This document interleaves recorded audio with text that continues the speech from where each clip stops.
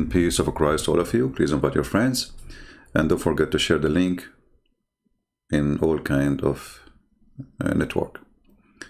It's very important for us actually to share what we do here, because the more we get people here, the more people learn. It's not about numbers as much as about sharing knowledge.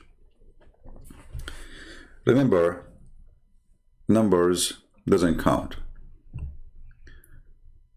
Quality always count.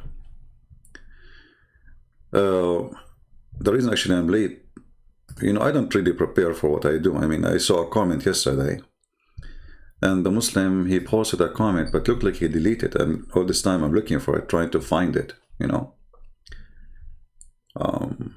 I cannot find it, because I told him I'm going to wait for my answer. He said, imagine you are in a boat. This is at the beginning of his, it's like long article. Muslims, they are very good in copy and paste. Imagine if you are in a boat. Don't you want to know where you're going?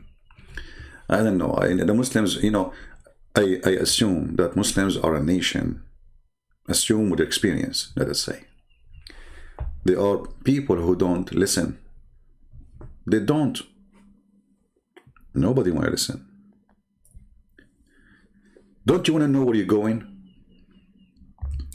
I mean, how many times we repeat for them that you Muslims believe in fate, not in choice? Which means it's not you who decide where you're going, and you do not know where you're going.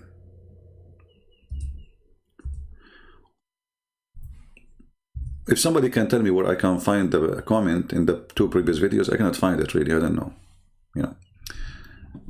Maybe he deleted. Maybe in one of the response, it was not a direct post, because it doesn't show right away. When a Muslim, he give us a speech, and they are emotional people, supposedly. Don't you want to know where you're going? Imagine you are in a boat. Don't you want to know? Look who is talking about who is going where. We have your prophet is telling us how it works. So you as a Muhammad, and you are the last one to tell anyone where you're going. Read carefully what your prophet said. They decide to be deaf. You see, Muhammadan, they are people who they block their ears, and they don't want even to hear their prophet, not me. Don't listen to me. So when you post an article in the length of a journal, the guy he posted, I think he posted the whole website. It's not a comment. Imagine yourself in a boat. Don't you want to know where you're going? Okay, and Islam will tell you where you're going. Let us read what Muhammad's saying. So all your article, which is I don't know how many 100 line or 50 line or 60 line, and I was scrolling down. When this post will end, it's a comment, supposedly. Copy paste nation. Read carefully with me. How many times we need to repeat this to you every day? How long you will stay ignorant? You do not know where you're going as a Muslim. According to your religion, your prophet explained where you're going. He is saying to you clearly and loudly, we don't know. Because it's based on your luck. If Allah decides to send you to hell, you are going to go to hell. It's not what you do. Muhammad is swearing by Allah, not Christian Prince. Look like even Muhammad don't count for them. I think Muslims don't believe in Muhammad no more. Muhammad is a stupid idiot, and we will not listen to him. Muhammad taken an oath by Allah, the fabricated God. By Allah, a person among you, or a man, may do the deeds of people of fire, till there is one only a cubit, an arm breadth distance. Almost you are there, 90, and less than a meter distance between you and the gate of heaven, or the gate of hell. And then that is written, which Allah had ordered the angels to write, proceed, and he does the deeds of people of paradise, and he entered it. So let us say, assume that Muslims, they speak that you have to have a good deed, you have to be a good person, which is false. And we can prove that all of this is a false good person. In Islam, there's no teaching of a good person. They say to you, don't drink, that will make you good, but beat your wife. Well, as I know, a person who is drunk, he might beat his wife, true, but a person who is not a drunk, how is God say to him, beat your wife? Obviously, the God himself is a drunk. What kind of a person? He claimed to be God, teaching me how to fix my family, and I fix my family by beating my wife. Or what kind of God he says, a man is lawful for him to lie in 3 cases, starting from his family. I mean, what lying, a wife lying to her husband and a husband lying to his wife. What kind of a family we have? So when they speak about Islam, teach us how to have a good manner. Where is the manner if you don't even cannot be honest with your wife, the one you kiss her, the one she have babies from you, the mother of your children, the one you should trust for all your secrets, the one who she can count how many breath you have when you are sleeping. Even this woman, you lie to her. And this is the rules of Islam. And then we find that if you are a person who go, let us say, you know, you are not following Muhammad, you don't pray, you don't go to Hajj, you don't do jihad, you don't hate Christian Prince, you don't want to kill him, and then there is a 1 meter distance between you and hellfire, and then, brother and sisters, then brother, but then, which was written by Allah will take over. Proceed. Action, action.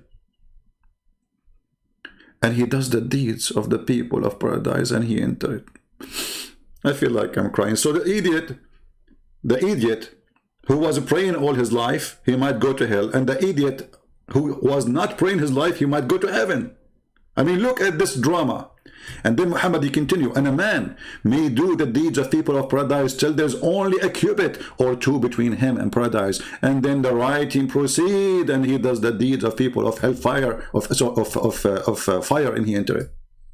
Here we have a guy who joined ISIS, Al-Qaeda, he go to Hajj, he threat to kill Christian Prince, blah, blah, blah. I mean, he do whatever he can do to protect Allah, because Allah is a pagan God, need protection. The true God do not need protection.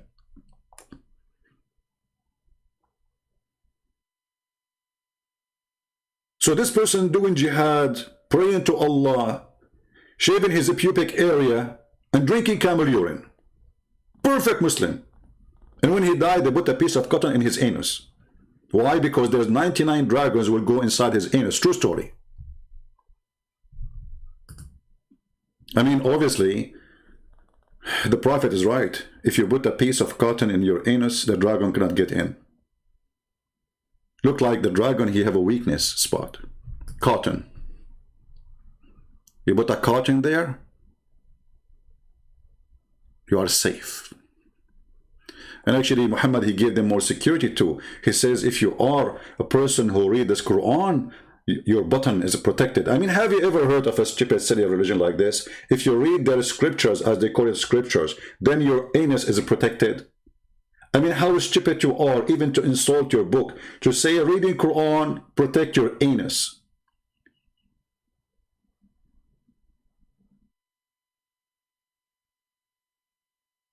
Obviously, my anus is so much protected, nobody read Quran as I do.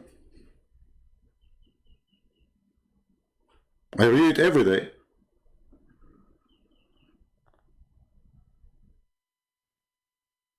"99 dragons, every dragon have 9 heads, or 7 heads, depending on the story, because Muhammad, he cannot repeat the same story twice correctly.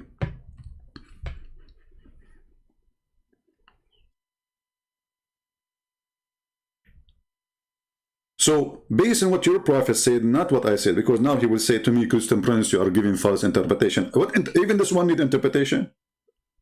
Even this one need interpretation? So stop coming and saying to people, Islam will save your life. Islam is a guidance. Islam, if you pray, if you convert, if you etc., it's a joke, it's a lie. As you see, your prophet, he told us what Islam is about. Islam is nothing. Islam, there's a God, he is drunk, and he have a bullet in his gun. And he keeps shoot. The lucky one is the one who is then got shot, he go to heaven. So let us say one space is empty and one space have a bullet. So he keep rooting his gun. Ah, I killed you, you go to hell. You are lucky, there's no bullet. Because as you see, it's a fate. So all the Islamic propaganda machine is the most stupid propaganda machine ever. Now the guy, the same guy, which I cannot find his comment, he said, do you know that there's 2 verses is missing in the Bible? I mean, look at the Muslim who is talking. A Muslim speaking about 2 verses are missing in the Bible. This, he said, in one translation, they are not there. My friend, let us say for the sake of argument, the whole book you mentioned is not there. Nothing will change. Not 2 verses. If we take that book, I think he was quoting from 1 John. I think I forgot where he quoted from. And he said there's a translation. It's a translation, first of all. Secondly, let us say for the sake of argument, there is such a thing.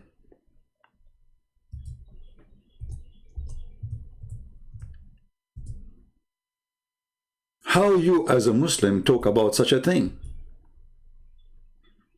Because always this will backfire on you. And I will tell you why.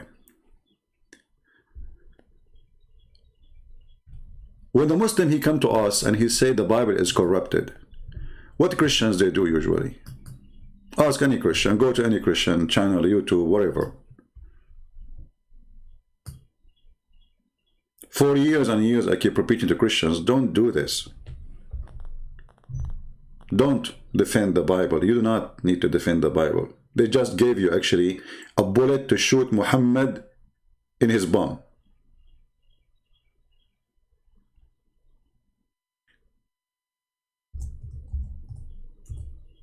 When the Muslims, he say to us that the Christian Bible is corrupted, he is not talking about your book. He's talking about a book sent by Allah. For the Muslim believe that Allah, he sent a book, it's called Injil. So what's your problem as a Christian? Why you Christian, you jump to a conclusion that he is talking about your book? Remember, those are not atheists or Hindus. Those people, they believe that their God is the one who sent a prophet. His name is Isa. And this Isa, Allah, he gave him a book. It's called Injil. That's wonderful. And this Injil, a Muslim, he says to you, it's corrupt. Okay, what's your problem? Do you believe in Isa first? No. Do you believe that the God of Islam gave us a book? No. So the Muslim is talking about his own God, his own book, not about mine. However, this is against him, not against me. Because if Allah, he sent down the Injil, as you see in all those verses in the Quran,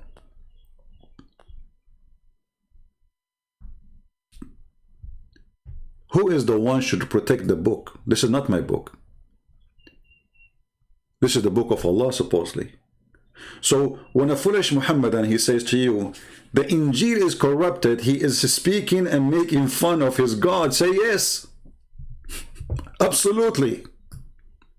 Your stupid God, he is so weak to the point he cannot even protect a page. In the same time, how the Quran keeps saying that Allah is, Allah himself is confirming the book which was between their hands. You see here the translation says, confirming what came before it. It doesn't say that. They are liars, deceivers. It says, مُصَدِّقًا لِمَا بَيْنَ يَدَيْهِ, confirming what is between his hands. You can copy this and take it to Google Translation right now, and you will see how they lie in the translation. So the stupid book says that the Bible is confirmed to be a true book of God. If this is our Bible, supposedly, And this is 600 years after Jesus. This verse came down 600 years after Jesus, where the Bible is all over the world.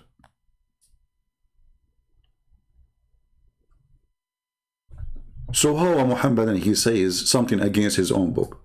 And if I ask the Muhammadan, and every Muhammadan, he is now with us in the chat, can a Muslim show me where Muhammad, he says the Bible is corrupt? They cannot. Let me show you what they will show you. But first, let us change the translator here just to show you how the corruption of this religion work. Why they put what came before him, they did not put what between his hand. Why they change the words? There's a huge difference between what came before him and what is between his hands. Why the word between his hands disappear? Look, what came before it. This is another translation. Let us choose a different one. Muhammad Asad.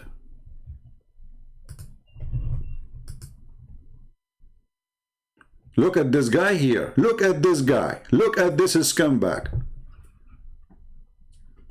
Which confirming whatever still remains. I mean, they speak about corruption of books. I mean, who is the corrupt? Who is the one who have no dignity? This is what the Quran is saying. Whatever remain. Who is a Muslim? He want to get me busted.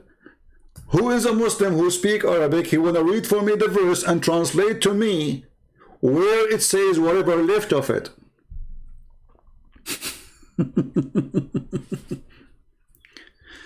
Oh boy. What a religion. What a dignity. What, you know, this is a religion. The second you follow it, you became a certified liar.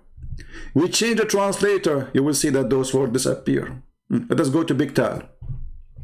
Let us see, Biktar, he will say whatever left over.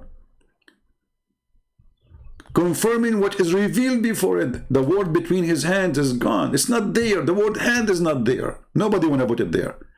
Let us change. Let us see. Sahih International. Confirming what was before it. Was. You see, was. Not what is between his hand now. No, was. Let us see more. Shakir. Verifying that which is before it. Look here. Look how the meaning changed.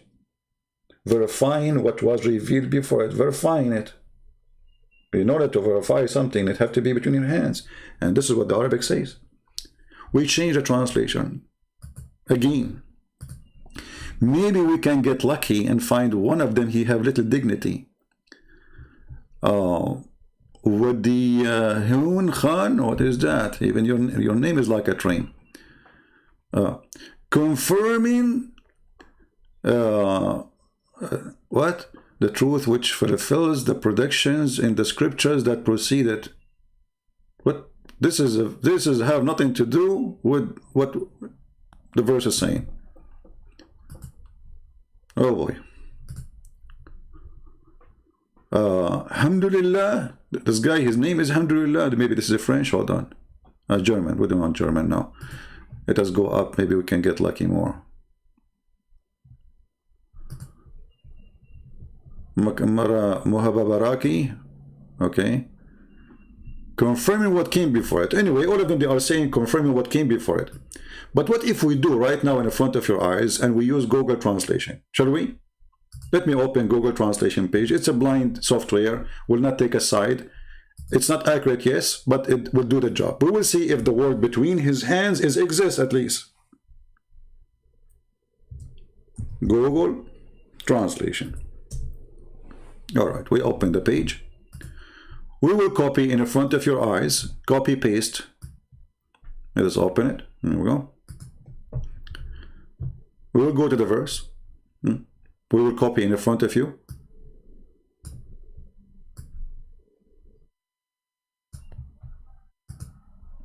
Copy. And then we go to Google Translation. Send down to you the book of a truth, confirming what was between his hands. But what was between his hands? Muhammad is there. The translation is not accurate. مُصَدِّقًا لِمَا بَيْنَ يَدَيْهِ, which is between his hands, the correct translation. So you notice that the word between his hands, confirming what is between his hands, is gone. The word hands is gone, between is gone. Why they do that? Because that will cause a trouble. However, no problem. If we go to different verse in the Quran, forget about this one.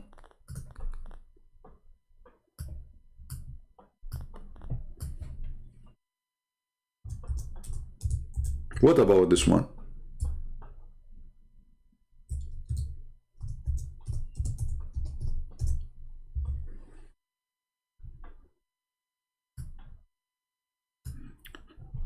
All these verses saying, confirming what is with them. Now, it's not what Muhammad, you see, the verse we gave you before is about a Bible supposedly between the hands of Muhammad.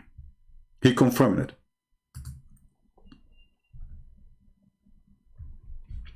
And when come to them, to the Jews and the Christians, he is putting between bracket words. It's not there. The word Jews is not there. So when it come to them, to the Jews, a book, the Quran, between two bracket, or from Allah confirming what is with them.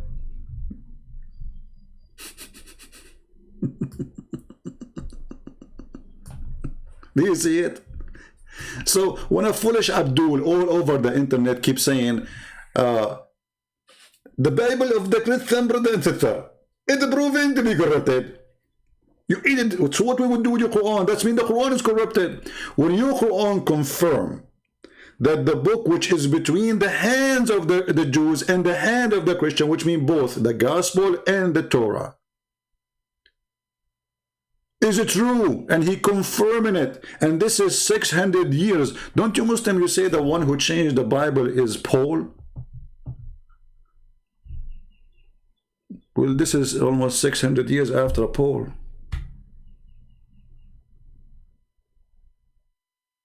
And you're God confirming what Paul he said. So the Muslims, when they come to us and they speak about the Bible corruption, this is even against their God, because if this is true, that means their God is weak, he cannot protect his book. He is the one who sent the Injil according to them. And then this God, he cannot protect his book. And then you need to ask yourself, why does God, he don't protect his book? What is the problem? There's a video, let me see if I can find it. They ask Nu'man Khan, I have it open, I think. Let me see. This is a previous video from the last time. Let us close it. Okay. All right. They are asking Nu'man Khan a question. Why only the Quran is preserved? Why? The Muslim, he have an answer for that. This is easy. And Muhammad, and he knew everything. So why the only one who knows, the only book is preserved? Allah, he sent 124,000 prophet, which means 124,000 books. And then all the books of Allah are corrupted except one, brother. That make Allah the worst of librarian. Imagine you are a person who have a library and you are an author of books and you wrote 124,000 books, and you idiot, you did not protect your books, and the end you decide, you know what I'm doing, I'm being stupid here, I keep writing books and they keep corrupting it. I mean, what's wrong with me? I keep writing book after book after book after book, 124,000 books, and each time I send a book, they give me a finger.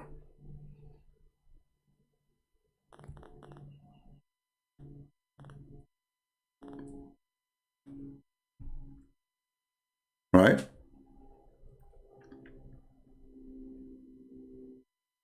So this is against them, not against us. The claim that the Bible is corrupt is against them.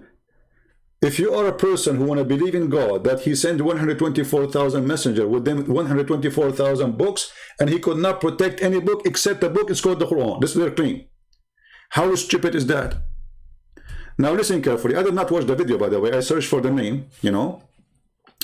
I searched and I start the beginning of it, but I did not hear the answer yet. So let's see. To ask question, let me seize this opportunity for a reason. As I'm a student of Bayyinah Online, I have benefited a lot from Quran Tafsir cover to cover series and Arabic Urdu Sunnah. MashaAllah, Jazakallah Khair Sheikh. Everybody here, please subscribe to Nouman Ali Khan, Facebook and Bayyinah. You will really know Allah's kalam word by word. and meaning by many. I don't know. Is that in English? I'm not. Maybe I chose the wrong. You know, I don't know. You speak English? And he has unearthed so many gems, mashallah. Jazakallah khair. Can you put forward your question if you have one? There is a numerous miracles in the Quran. One of the most miracle which I have been always wondering about is Allah subhanahu wa ta'ala has preserved this Quran for so many years till Day of Judgment. Why is it the other revelations like Injil and Torah is not preserved? Does it have any effect on the Quran, which is said it will not be preserved, and the Ummah is left in confusion? Bismillah wa salatu wa salam. Jazakallahu khairan for your question. Allah Azza wa Jal, in His wisdom, gave the responsibility of protecting the revelation every time to the Ummah that it was given to.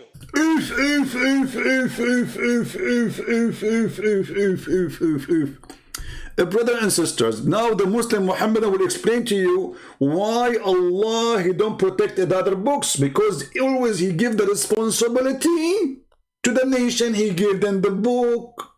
You are responsible.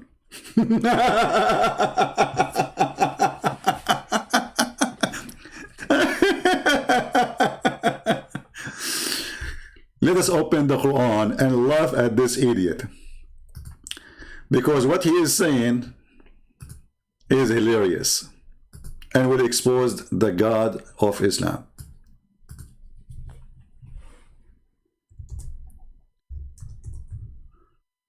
Oh boy.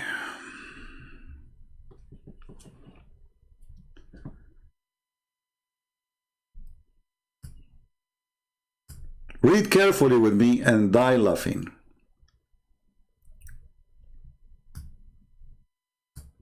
Anyone notice with me how stupid this verse is?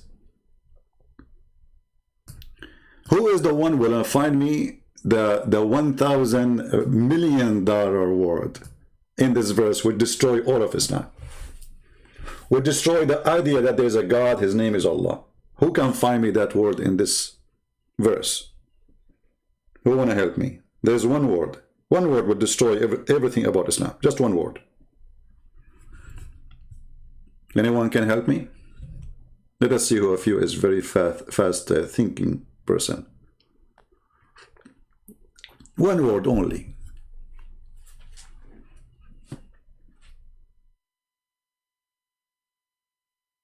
Anyone knows? He just entrusted. Thank you, Tarivis. Entrusted. Do you know what entrusted mean?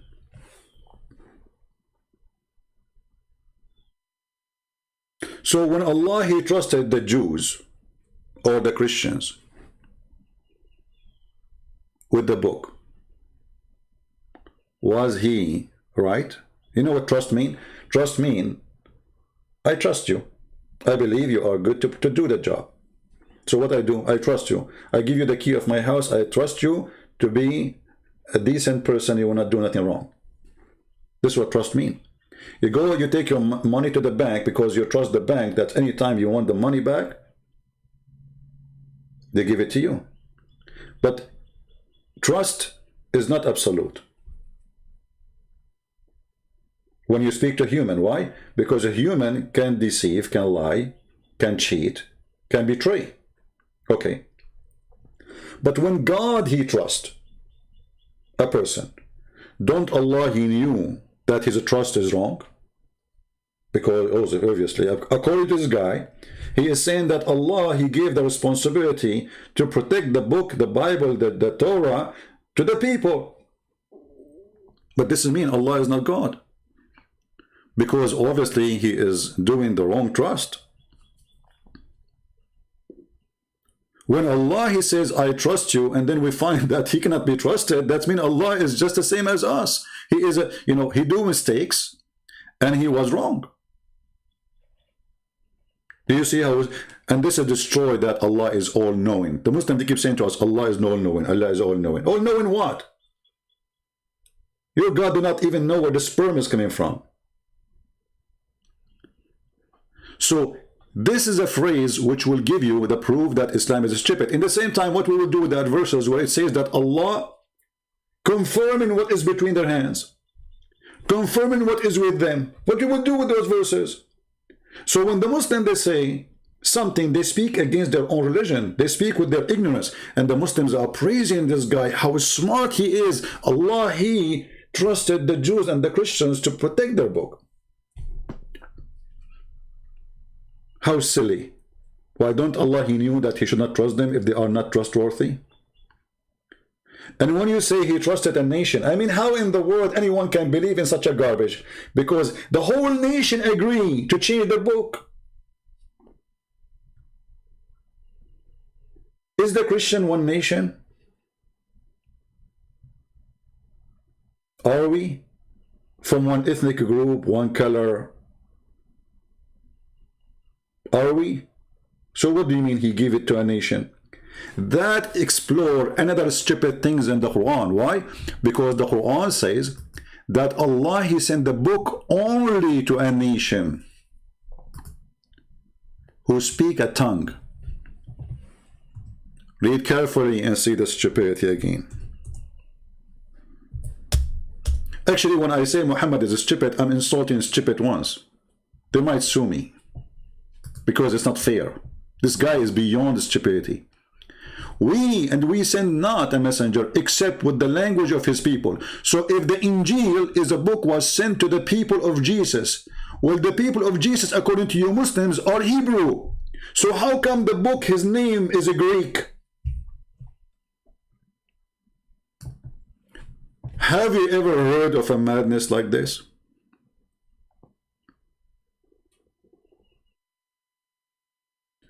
Jesus was sent to the people of Israel, and yet his book is in Greek, because this is what the word Injil is.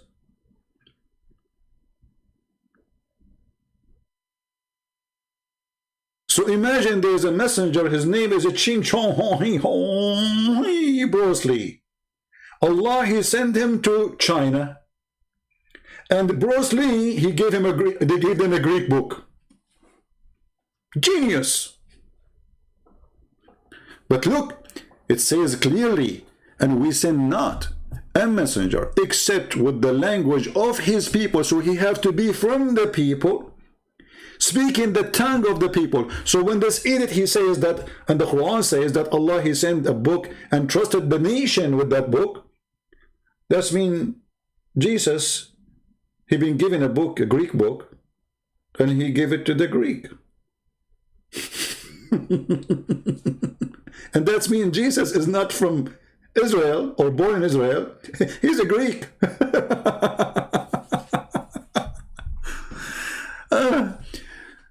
Hilarious. Isn't it hilarious? But this is what happened. The stupid Muhammad, he heard the Christians saying Injil, Injil, Injil, the Greek word. He called it Injil too. And he said, Allah told me.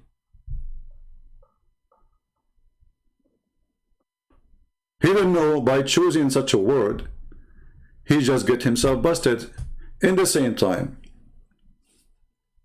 By the way, if there's any Muslim who would like to call me, I will open my Pal Talk anytime you want, if you like to challenge me. When the Quran says we send not a messenger except with the language of his people. So how Muhammad can be a messenger to a person speak Urdu? Or a Turkish guy, Aman Rabbi Aman, Baragam Baragam. Or somebody from Germany, Afshnachtischt. Or somebody from Russia, my name is Olga, from Russia. How Muhammad can be a messenger for them when the Quran says we never send a messenger unless he is from the people, speaking the tongue of the people. Never, never we send. The Muslim, they have an answer for you. They will say, oh, this is for all the Prophet before Muhammad. But Abdul,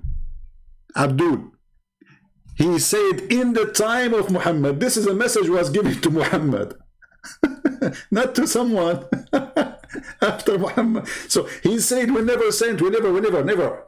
Muhammad was sent already. Muhammad is already a messenger. So imagine I am already a messenger of Allah for the last 10 years. And then Allah, He says to me, we never send a messenger except in the language of His people, to people they can understand. And then I say to you, oh, He's speaking about people before me. How stupid are you?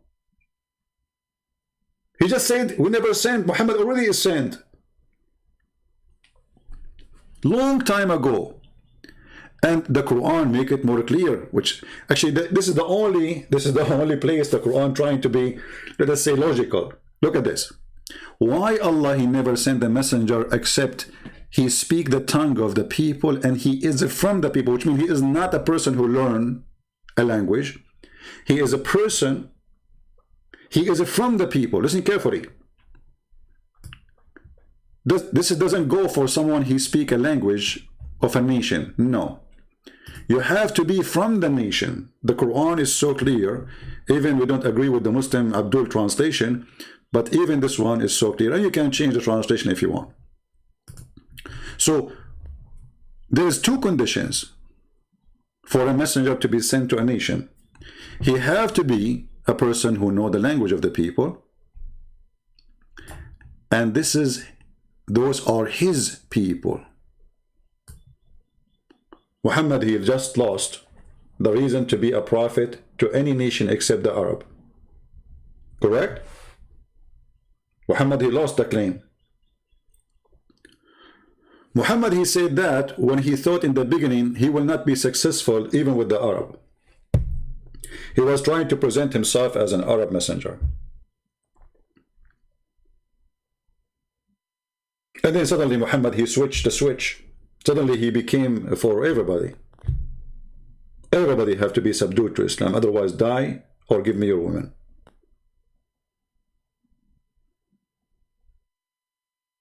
Do you see it? And the Quran says, why Allah He will never send a messenger except speaking the tongue of His people, in order they might make the message clear for them. And here there's another dilemma of the stupid Muhammadan religion. I say the stupid Muhammadan religion because I'm talking about the Muhammadan religion, not the Muhammadan himself. Muhammadan are poor people. Stupid Muhammadan religion. This is the religion of stupidity. Because how you say, I'm going to make it clear for you, and yet those who speak Arabic, they do not know how to explain the Quran. Now look with me. The Quran now is in Arabic. And Allah is saying, we made it in the language so you might understand. Okay, do you Muslim understand? Forget about the one who don't speak Arabic. You Arab, do you understand? You don't. Even the Quran says so. Actually, there's a video. Let me see. Hold on. If I can find it. Oh boy.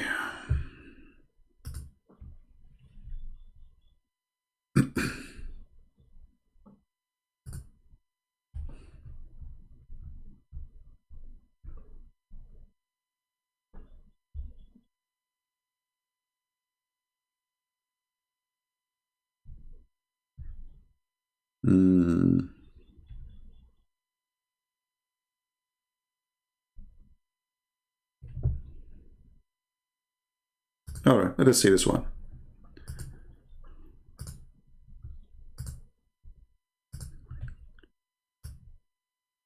Actually, this video here will fit perfectly with our topic. The video title is, we ask Allah tafsir of the last two verses of the chapter of the cow. The Zoo religion. Okay. Let us go to the topic. I'm going to forward. My talk, I will share with you some parts of the theory and the principles of Quran study beyond this, the universal ulum al-Quran, the sciences of the study of Quran that many people are familiar with, especially those of you that study tafsir. I'm not going to make this an academic topic, by the way. I will not make it academic topic, by the way. Supposedly he's academic, supposed like he is a high scholar. You're right. What a joker you are.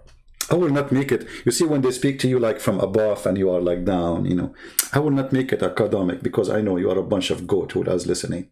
And the proof is what I will say. Because if those are listening are not a bunch of goats, they don't use their brain. How come nobody stands for him and says, are you stupid or what? This is the same guy in the same video where he says that Muhammad, he accepted Islam after the angel come to him and squeezed him. You remember? This is the same video. If you remember the moment, it was moment 23rd. He said the prophet, he became a Muslim. That means Muhammad, he was a pagan person all his life. And that can hurt the feeling of any Muslim, because this is destroy Islam. Muslim, they keep saying to us, Muhammad was Abrahamic. Muhammad was a believer. Muhammad, he followed Abraham. So why this guy is saying this? The messenger believed in what was revealed to him. You know what's remarkable about that? Yeah, tell us. In the beginning of the surah, what are the first words? Alif Lam Mim, ذَلِكَ الْكِتَابِ. No, hold on. I want to go back. Jibreel first came Okay. to Rasulullah sallallahu alaihi wasallam directly. Okay, bila hijab. Allah spoke to Muhammad directly? Where? He's telling him directly. He's trained directly by giving him a delivery by a guy. I mean, have you ever heard of this directly? So somebody spoke to somebody, and that somebody spoke to somebody, and that means it's directly. True story.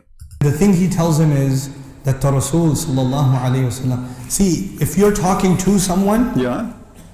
if I talk to you, if you're, for example, a professor, I say you are sitting here. I don't say the professor is sitting here.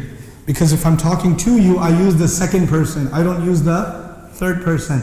But Allah is talking to the Messenger alayhi salatu wasalam. What does he say? آمن الرسول. لا لم يقل آمنت. آمنت يخاطبه مباشرة. أليس كذلك? He's talking to him directly. He didn't say you believed. He said the Messenger believed. Look at this. He didn't say to him, you believe. He said the messenger believed. Okay, what happened? Explain to us more. Sallallahu alayhi wa sallam. وَهَذَا تَكْرِيمًا لِلنَّبِي عَلَيْهِ الصَّلَاةُ وَالسَّلَامُ.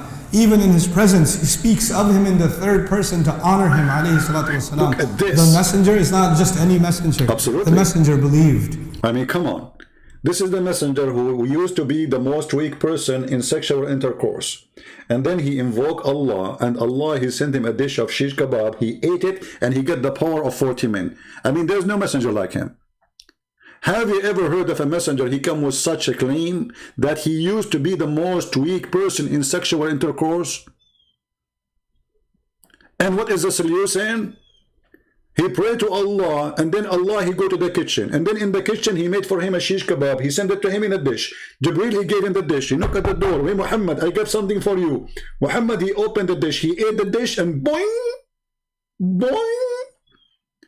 His holy penis is so powerful, became as powerful as 40 men. And by the way, I'm not going to ask the Muslims how they noticed that it's a power of 40 men. Like, did you bring competition and you have like 40 men having sex at the same time and Muhammad beat them all? And why 40 again? Is that Ali Baba and the 40 thief? Even when he gave him a dish, he stuck with the number 40. The power of 40 men. After eating a dish. The Muslim, they say, if Allah want to fix something, he say, B is going to be. How come Allah in this time, he is going to the kitchen making shish kebab? By the way, did he add the spice? And we can we trust the beef he sent us? Is it beef? Is it pork? Who in the world gonna believe that God, he sent a dish to somebody and that will make that body penis work? Oh, Muhammad said so. So when this guy, he say, no one like the Prophet, we agree. Continue, go ahead. And Allah is letting him know that when Jibreel first came, alayhi salam, when Jibreel first came, even the messenger had to accept Islam. Like, you know, we say somebody converted to Islam, somebody reverted to Islam, somebody took Shahada. Yeah. Well, the messenger alayhi salatu wasalam also had to, in a sense, become Muslim.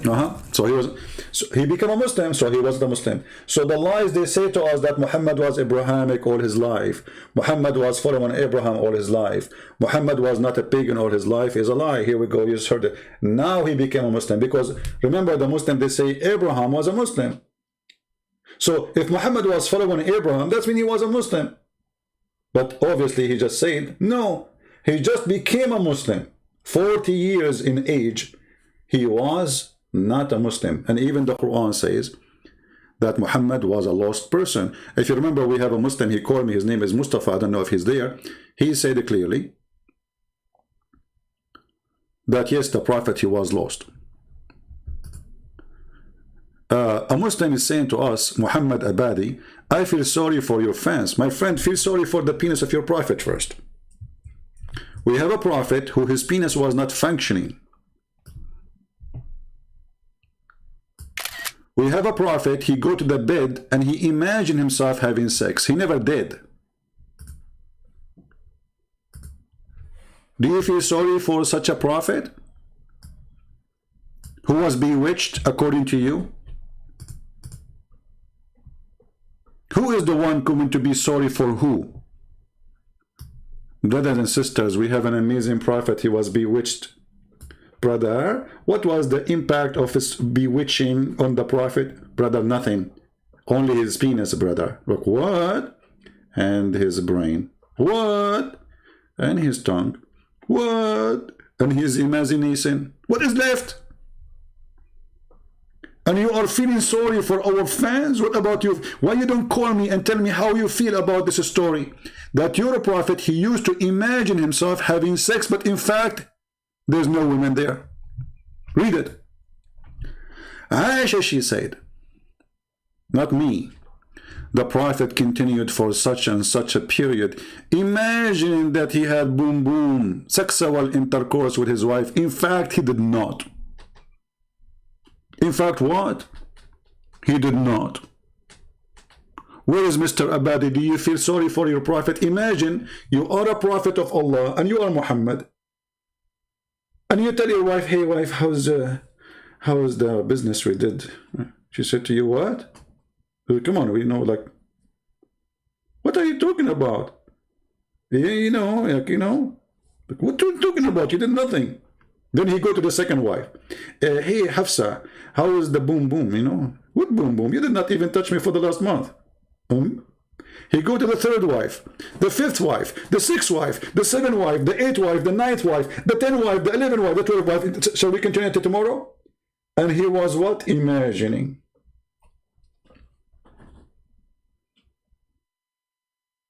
He was what? Imagining. Now here we have another issue here. As long Muhammad is imagining and is proven to be illusional, how we can trust him that he was seeing an angel and he was seeing a messenger of God giving him Quran? The guy is proven in their books that he is crazy. He cannot recognize what is reality and what is fiction. To the point, Muhammad is a person who have no witnesses even for his sex.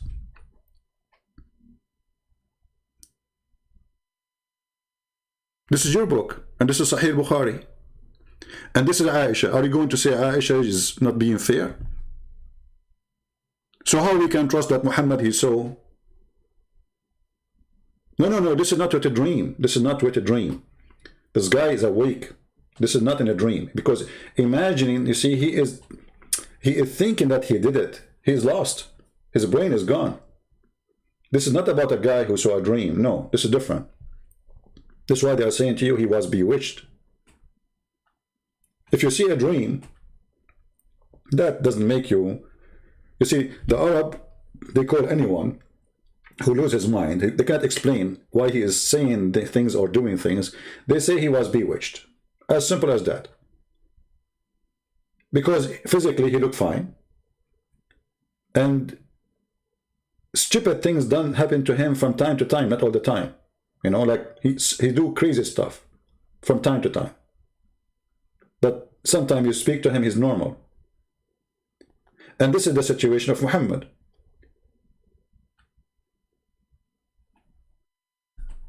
Now, if we go back to the video, which we are playing for you, I want to show you what this person he said about the Quran, and I want the Muslim to listen carefully. Remember, the video supposedly is about explaining 2 verses in the Quran. And remember, the Quran says, as we showed you, that Allah, He made the Quran clear to you. In order to make it clear, He made it in Arabic. An hour, 2 hours and 7-minute videos to explain 2 verses. Can you believe it? 2 hours and 7 minutes lecturer to explain 2 verses. Do you see how he cleared the Quran? And did he clear it? No, because we die laughing at it. Listen carefully what he will say in the beginning. I will go and let us see when he start. Sheikh starts getting super high academic, then it's like he's releasing sleeping gas from his mouth, and you just inna lillahi wa inna ilayhi raji'un, right? And so first thing you hear is inna alhamdulillah, and the next thing you hear is aqim salat. That's the only thing you hear. So he's making fun of Islamic teachers. He says something, he ended because he explained nothing, and supposedly he is going to explain to us. Go ahead, mister. Yeah, stop making fun of the rest of the Muslims. He is the genius. So we'll try not to do that, inshallah ta'ala. But anyway, one of the cool things I want to share with you is that one of the most fascinating studies in the Quran is actually how the surahs of the Quran are organized. And this is actually a number of different subjects together. The first subject is how are the surahs themselves organized? Fatiha is first, Baqarah is second, Ali Imran is third, etc., etc. Why are they in this order? Because from a Western academic standpoint, and by the way, the first time I studied Quran seriously, it was not from Muslims. It was from non-Muslims. Take a note. The first time this person he studied Quran seriously, it was not from Muslims. Muslims never study Quran seriously. Their study is a joke. He learned it from us, how to study Quran seriously. Now listen carefully what he learned. And when they study the Quran, they don't say, Alhamdulillah wa salatu wa salamu ala Rasulillah. They begin, like they study any literature, they start with criticism. We start, when we study the book of Allah, we begin with hamd, we begin with praise. We begin with iman, that this is the best, وَالرَّاسِخُونَ فِي الْعِلْمِ يَقُولُونَ آمَنَّا بِهِ كُلُّ مِنْ عِنْدِ رَبِّنَا. Okay, this is what we say. That's not what they say. They begin with criticism. And the funny thing, suppose he is a smart teacher, but then he read in Arabic, or he say sentence in Arabic, but he don't translate it. But all the audience are English-speaking people. I mean, do you see the stupidity? This is the lack of intellect. Because when you quote, when you say something in Arabic, and all your audience are English-speaking people, and you don't translate what you just said, how stupid is that? What's the point of saying that sentence? Because you want to show he's a scholar, he knew Arabic. It's a show time. Criticism, skepticism. And so the first exposure, one of the first serious exposures I had to the Quran was actually criticism. And the first criticism was the Quran is unorganized. The surahs are in this random order, and the subject keeps going from one to the other, and even they call them chapters of the Quran, right? That's what they call it. But they don't call it surah, they call it a chapter. Even though a chapter and a surah are not the same thing at all. Hold on. They call it a chapter, they don't call it a surah. Why your God, he did not name every surah by surah?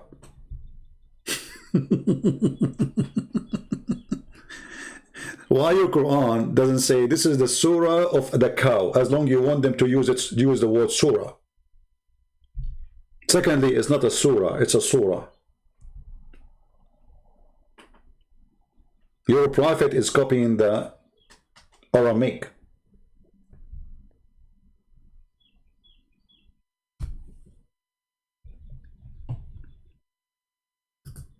And he mentioned something very important, that those who study the Quran, right away they will find that the Quran is an organized book. Did you hear it, Muslims? And he agreed. And he will agree, and he will confirm that.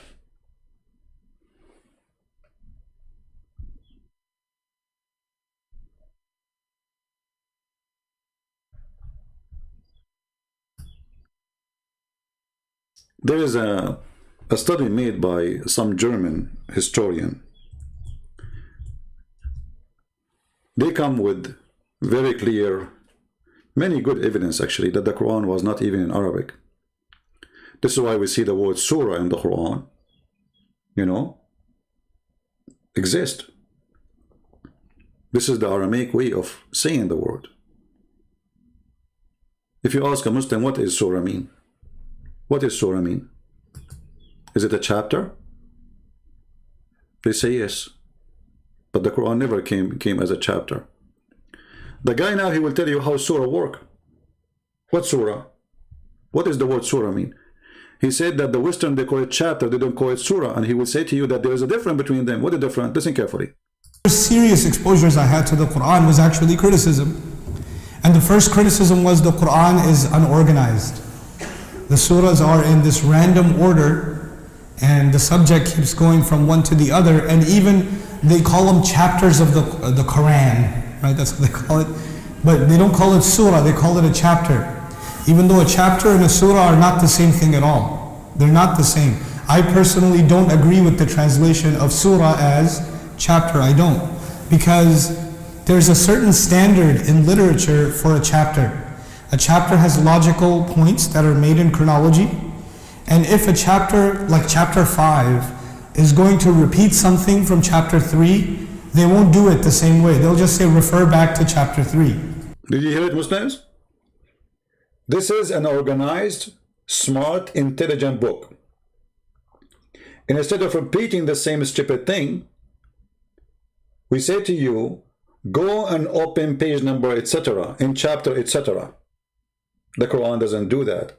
And he agreed that the Quran is suffering from the flight of thoughts because a topic have nothing to do with the next topic. So how this can be a book from God? And now he's saying, I don't agree with the chapter because the chapter will make the Quran a perfect organized book. The Quran is not. He just said that. That's what chapters do. They're built chronologically. The other thing about chapters is you cannot begin a book with chapter 12. You can't do it. You have to begin with chapter what? 1. And 1 is the first thing the author writes. Then the author writes 2. Then the author writes 3. Then the author writes 4. And even the student has to study chapter 1 first, and then 2, and then 3, and then 4. See? But when the Quran was revealed, the first surah revealed, Iqra bismi rabbika alladhi khalaq. Where is that in the Quran? Is that in the beginning? No. That's all the way at the end. Exactly. This is how a smart, intelligent being, he write a book. So why the Quran is messed up? The first revelation supposedly given to Muhammad is not the first in the book. And we just heard him saying, when an author he write a book, he start with the chapter 1. You don't go and read the chapter 50, which is the last chapter in the book. But this is what the Muslim did. Allah supposedly he gave Muhammad the chapter of Iqra, the one where Muhammad being squeezed by the guy, the cave. And by the way, the Muslims are not in total agreement about which the first one Muhammad received. They have the different stories about it. But this is the majority. They say that the first one Muhammad received is this chapter. And if we go to the Quran, we will find it, as he said, at the end of the Quran.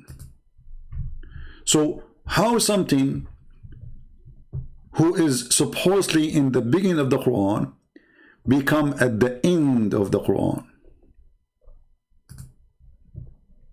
Read carefully. This is chapter 96. This guy, he just destroyed all the claim of Muslims that the Quran is preserved. Because if you Muslim preserve the Quran, you don't change the words of the Quran location. If Allah he gave it to you first chapter, how you make it number 97? Who gave you authority? If Allah gave you authority, Muslims, show me. Go ahead. How the last chapter because this is almost at the end. You know, if we check here, you will see there's a few chapters left. This is 96, and the Quran is 114. And they are very small, tiny. The rest, like the one at the end, they are like nothing, stupid verses. I can't even call them verses or chapters. So how you preserve the Quran and yet you change the location of its chapters and verses? If we go to the Quran again, we will check this.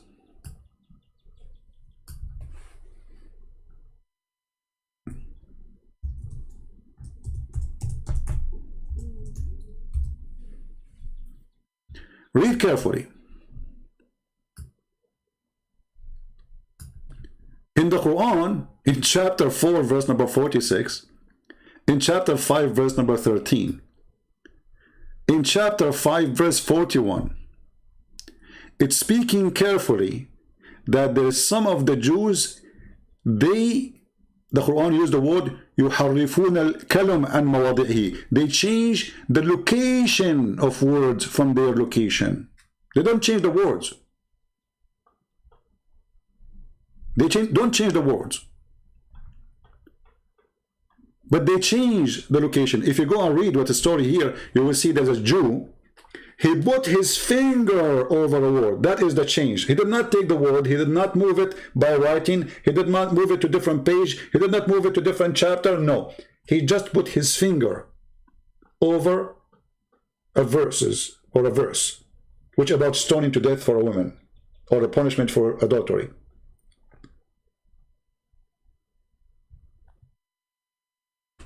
So the Quran saying it's forbidden to change the location of God's words, even by putting your finger in the top of them. So how you Muslim, you change the whole chapters from their locations?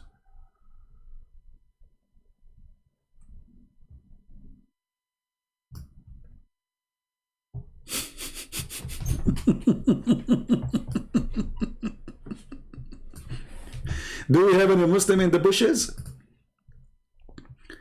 If the Quran confirms that a change in location of verses or words from their right place, and the story, the Jews did not even change it, there's just a guy, he put his finger in the top of a line so Muhammad cannot see it. Go and read the interpretation. Actually, there's a hadith about it.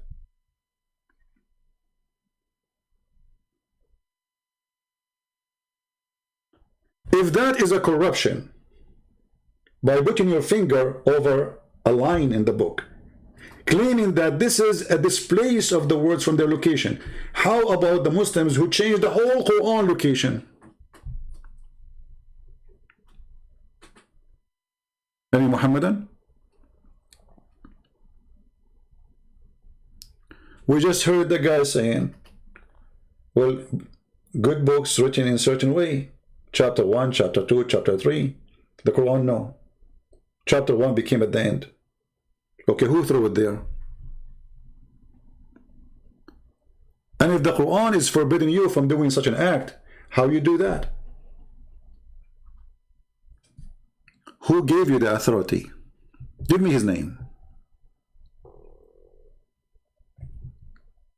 The Caliphate? Is he the Prophet? Is he God? Is the Caliphate fixing Allah messed up book? Because this guy is saying to us that this is how the Quran is made today. Who made it this way?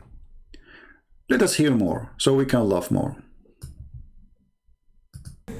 So if you're studying Quran right now from the beginning, you're going to read the first revelation at the end of your journey. It's very different. So then the order is not even the order in which it was revealed. It's not chronological. No, it's not. The other problem is the order, you know, understandably the order. Hold on. Did he say the other problem? Did I hear correctly that the person he just said, the other problem?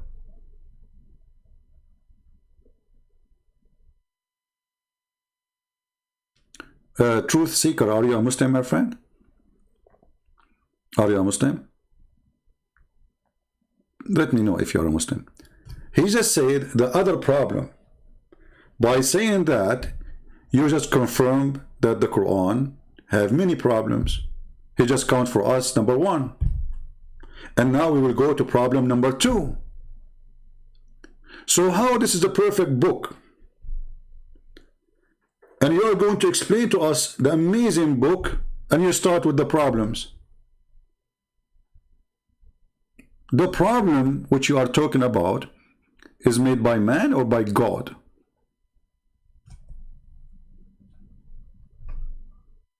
Order is not, it doesn't seem to be organized by subject.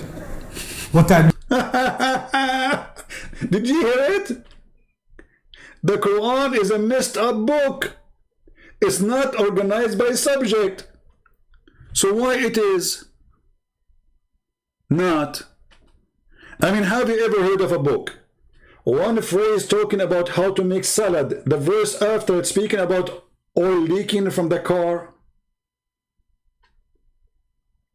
He just admitted this book is messed up. What is the second problem? Listen carefully. The second problem is the Quran is the book of no book. There's no book in the book. Chapters are not chapters, verses are not verses, topic is not there. So what is there? A crazy guy is talking. Say it again, please. Then the author writes 2, then the author writes 3, then the author writes 4. And even the student has to study chapter 1 first, and then 2, and then 3, and then 4. But when the Quran was revealed, the first surah revealed, Iqra bismi rabbika alladhi khalaq. Where is that in the Quran? Is that in the beginning? That's all the way at the end. So if you're studying Quran right now from the beginning, you're going to read the first revelation at the end of your journey. It's very different. So then the order is not even the order in which it was revealed. It's not chronological. The other problem is the order, understandably the order is not, it doesn't seem to be organized by subject. What that It doesn't seem to be organized by subject.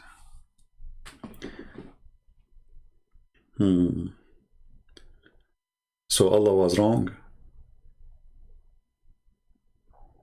Stupid God. We have to fix what he did.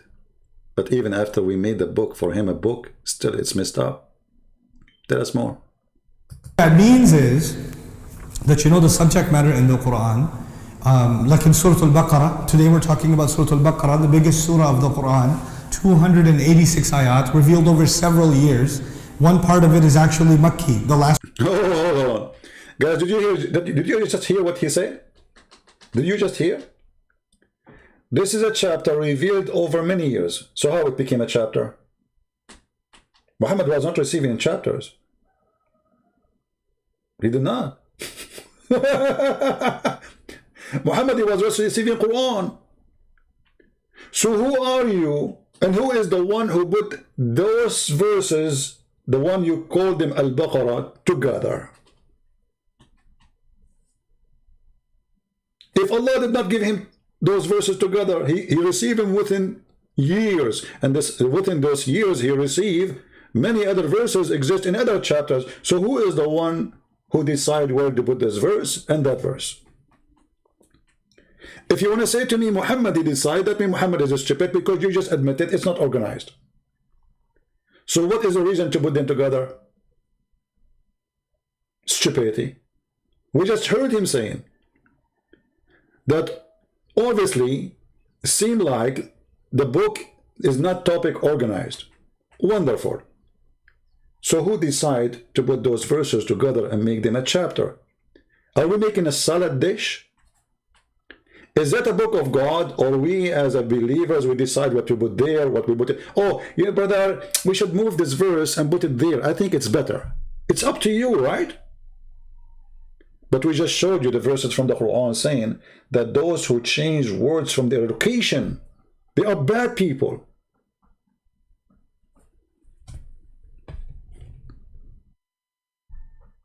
Right?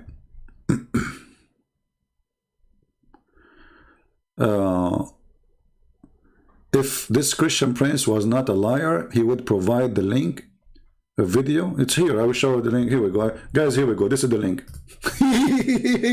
I mean, look how stupid even they're coming. I'm playing the video, you idiot. Which one is more important, playing the video or giving you the link? Look how deep he is. As if I am making my own video. I mean, the guy is speaking in front of them in the video, and this is their own institute. The Bayyina Institute. 1.11 million subscriber. If he is not a liar, he will provide you with the link. If he is not a liar, I'm playing the video for them, and yet I'm a liar. I mean, can you believe it? If he is not a liar, he will provide you a video for the link. Genius. You just get me busted, man. I don't know what to do now. I don't know what to do. Guys, I have to go. Sorry. I mean, this guy, he got me busted. That's it. What I can say now. In one click, in 2 seconds, he got me busted, and I'm gone. If he's not a liar, he would provide a link to the video. Do you want to call me and sing it for us? You idiot, we are playing the video for you. Which one is more important? And how many times I say the video name? We will explain the last verses, 2 verses of the Surah of Al-Baqarah. The influence of camel urine. Continue, Abdul. Last 2 ayat are Makki. These were revealed at the Mi'raj. So the most of the surah is revealed after the Prophet migrated, alayhi salatu wasalam. But 2 ayat are from before he migrated. So this surah took almost a decade. And some say the last ayat to be revealed in the Quran belonged to Baqarah. Which means it began when the Prophet was still in Mecca, and it went on for another decade. So this surah took a long time to come down. It didn't come down in one shot. No. Now, having said that, okay. Baqarah, if you study it in the beginning, it's believers and disbelievers, you know, الَّذِينَ يُؤْمِنُونَ بِالْغَيْبِ إِنَّ الَّذِينَ كَفَرُوا سَوَاءٌ عَلَيْهِمْ. Believers and disbelievers. It talks about hypocrites, which is the third subject, right? You know, مَنْ يَقُولُ آمَنَّا بِاللَّهِ وَالْيَوْمِ الْآخِرِ وَمَا هُمْ بِمُؤْمِنِينَ. The hypocrites. Then it talks about the story of Adam alayhi salam. Then there's this huge section on the history of the Israelites, Banu Israel. Ya Bani Israel, اذكروا نعمتي التي أنعمت عليكم. A long section. And by the way, even inside that section, there is no chronology, meaning some of the events that happened in Jewish history later are mentioned before, and things that happened before are mentioned later. So it's not even chronological. Did you hear it? Did you hear it? This is the amazing book. It's called the Quran. Brother, did you see the video of the cat, the guy who heard the azan for the first time? And they put a picture for you of a guy, his mouth is open like, whoa! Like, what happened? Somebody give you a shot? Like corona shot, something? What happened? Why your mouth is open like this? He heard the azan, brother. They bring you a guy, he have a nice voice. This guy, whatever he say, is going to sound nice. This is why you will not find in any tourist area, like in Turkey or etc., you will find always they choose the best voice to recite the Quran. But the Quran inside, as you see, is the most stupid book. And because you don't understand, so you don't see the stupidity, you see the voice. How many people they enjoy, sadly, a singer singing the F word? And they dance with it. You have a nice voice, but he's using the SH word, the F word, the butt word, whatever word. Still, they are happy with it. They love it.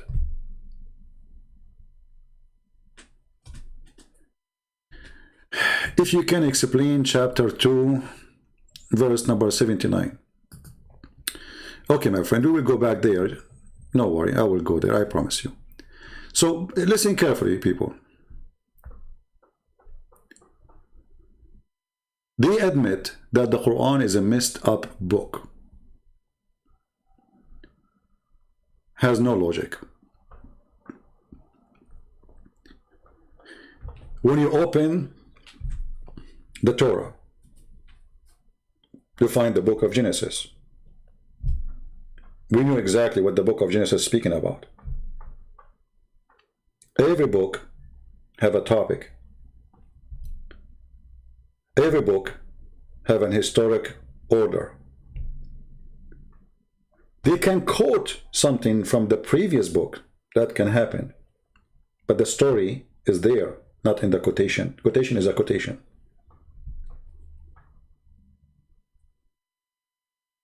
The Quran is the most silly, stupid book.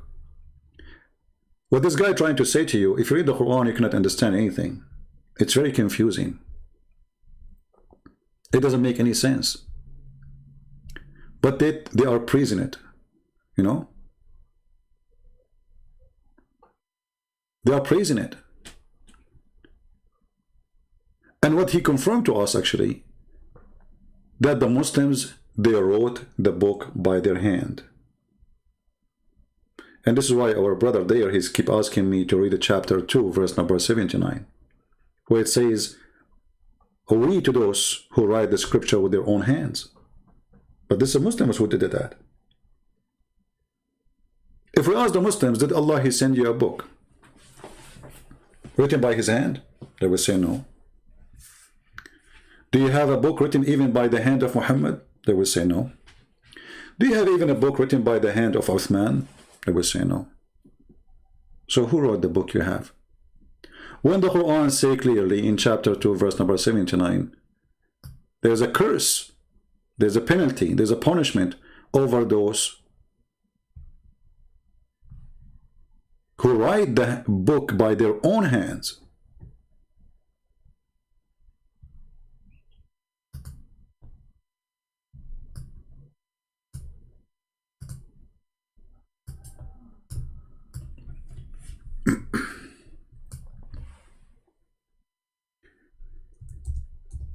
Let us find the verse.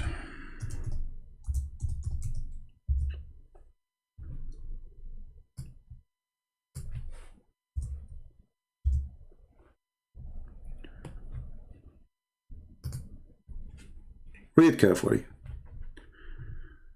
Then are we to those who write the book with their own hands. And then they say, this is from Allah.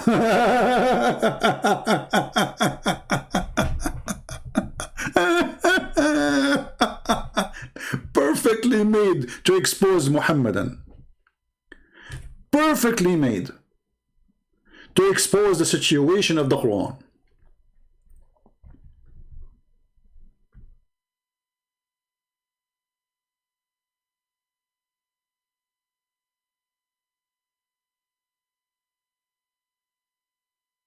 Do we have any Muslim want to say anything? It is you Muslim who wrote the book. It is you Muslims who messed up the book. It is you Muslims who took verses, add verses as you wish.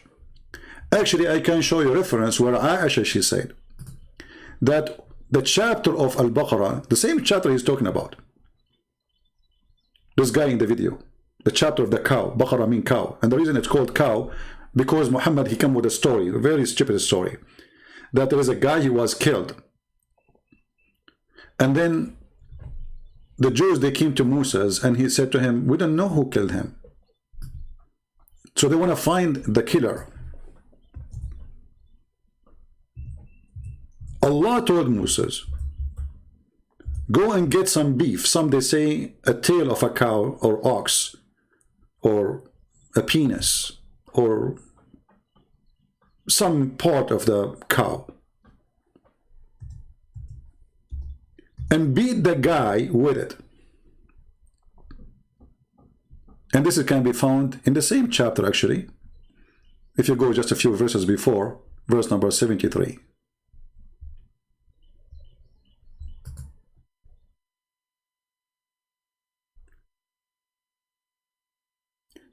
And the verse says it clearly that this is how Allah, he raised people from death.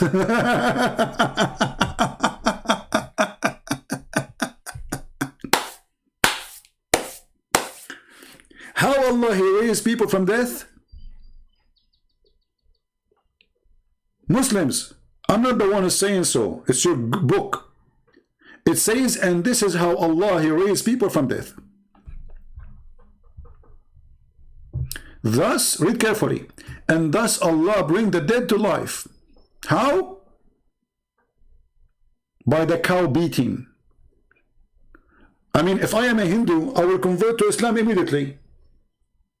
But you might be upset because you are a Hindu, they are killing the cow. Okay, I think that's not a good idea.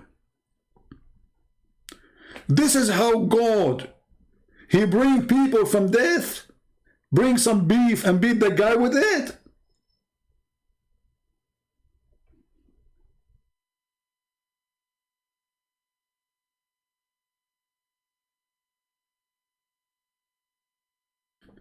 My friend, the one who's inviting me to join whatever team you call them, how come the team don't dare to call me? They are the potato, the tiny, the little. They have to call the big guy. I'm here. Here we go.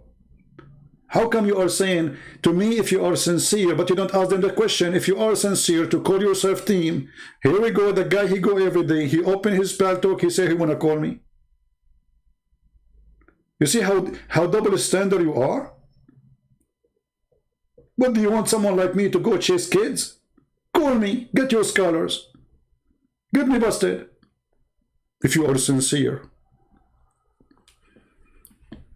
Stop spamming the text. You know, they are silly, stupid people. If you are sincere. I'm reading your Quran. And if you believe I'm sincere or not, I just prove that you are not sincere. Because if you Muslims are sincere, you will not corrupt your book. If you Muslims are not sincere, you will not change the location of the verses. If you are sincere, you will not do what Allah forbid you from doing. You change, you write the Quran by your own hands. Did Allah allow you to write the Quran by your hands? Did He?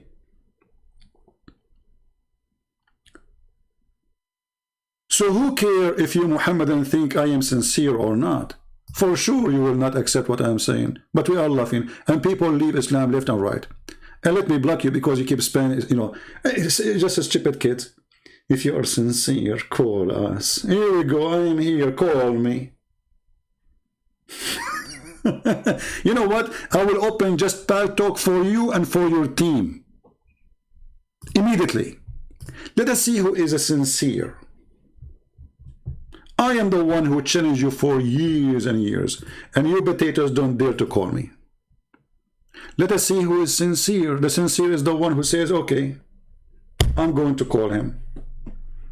I am the one who make Muslims leave Islam. I don't care really what you say in your program about me. Prove me wrong. Call me. Here we go. My paltalk is open. Who is a Muslim who is sincere to call me? Any sincere Muslim? Or you are a chat hero? Nobody texting. I'm waiting. Sorry, not Skype. My paltalk is open. If any Muhammadan would like to call me, here we go. This is my paltalk. Let me show you the screen.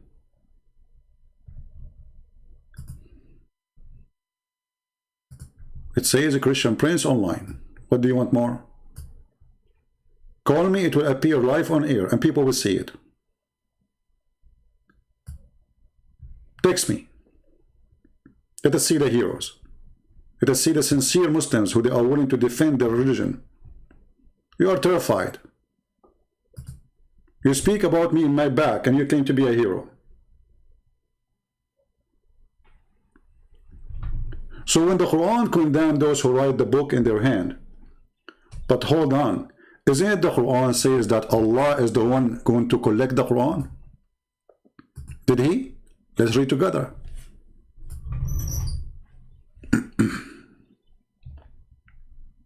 Right? Read carefully.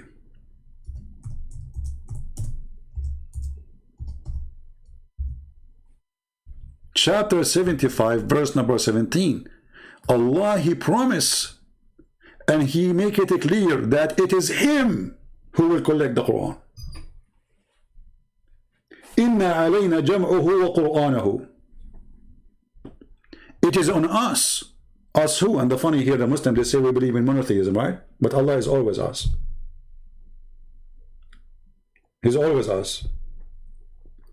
You ask the Muslim why he's us, they say, oh, because he is, like, this is majestic. So are you saying to me that your Allah, he don't feel enough respect to himself if he is one? So he decided to call himself us. Hey, Mr. Us, how you doing? Do you feel better now? I'm calling you us. Allah is us. Allah don't feel he is respected enough if he is not calling himself us. Do you see it?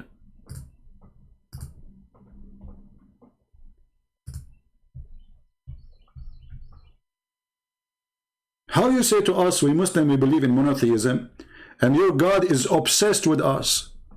It is us, it is we. What is wrong with you? When the Muslim, they say, Allah, he used us as a majestic king. Well, hold on. That means it's suitable for Allah to be more than one. Not to be one, because he is jealous from a king saying we.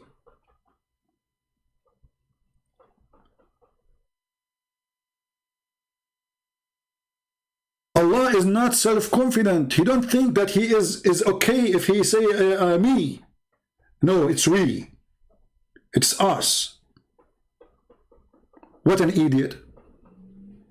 So, if you want to talk to a Muslim, call him Mr. Allah is us. How are you doing? How is your God us doing? Can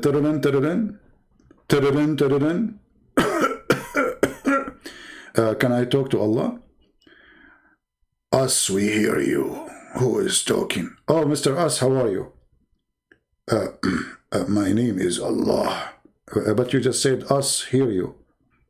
Yes, because it's not suitable for me to say me. Also, like, us, me, Allah. The thing stupid. Speak to me with respect. I am Allah. Okay, I'm confused now. Are you Allah or us? You put us if you don't say the word Allah. Okay, I'm not going to say the word Allah. So, Mr. Us, how are you doing? What's wrong with you? Don't use it this way. Okay, I'm confused. You said if I don't use the word Allah, I can use the word us. Exactly. Okay, and I just call you us. Yes, you did. So why you're upset? Because I can't call myself us. You don't call me us. What? What? Hello? Did you hang up on me, us? Hey, Mr. Us, are you there? Mr. Us? I think Us, he lost his connection. What's wrong with this religion? And even Mr. Us, in different verse in the Quran, if you remember, he go and he say,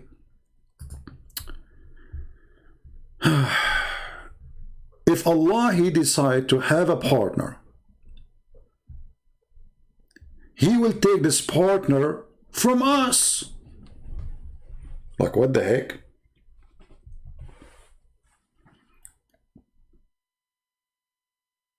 So Allah is one, and now Allah will take a partner, and that partner is us.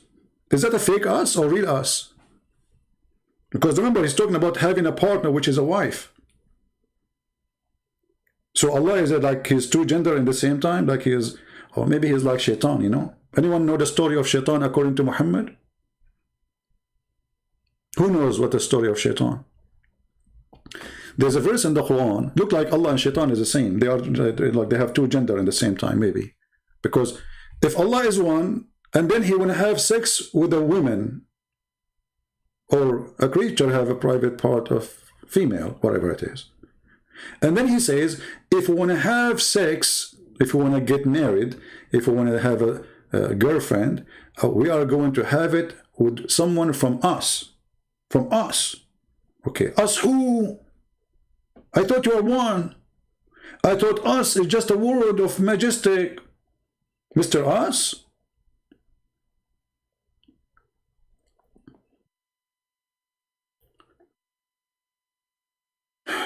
The logic of Muhammadan. Allah is one, but He is us. And He want to have sex with us. There's a verse in the Quran speaking about shaitan, he have a children's. And the Muslim, they try to find a solution for this. I mean, solution. This is the religion of solution. Islam is the solution. This is what they say to you. So how the Muslims, they come with the solution for this story, that shaitan, he have a children's.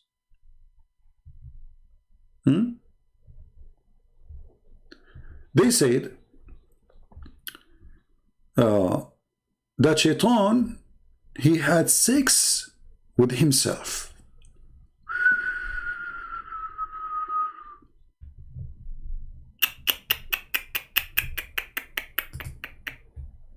He had sex with who? With himself. Brother, how that happen, brother? It's very easy, brother. Let us open the interpretation. Okay, what it says in the interpretation? That shaitan, he have a penis in the right thigh and he have a vagina in the left thigh. So when he have intercourse nikah, he do if this with that and he shake his legs. Very simple. Look, and look how smart. They put them in the perfect location. The penis in the right thigh, facing a vagina in the left thigh.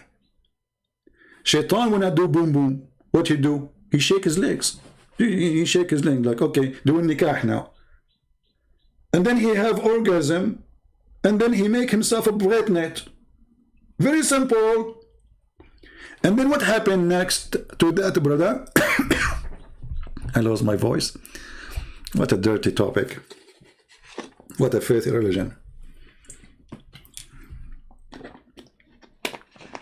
And what happened after that? Do he deliver like after 9 months? No, brother. He lay eggs. He what? He lay eggs. Eggs. Oh. He lay eggs. True story. Any Muslim will say I'm making up stories? Anyone?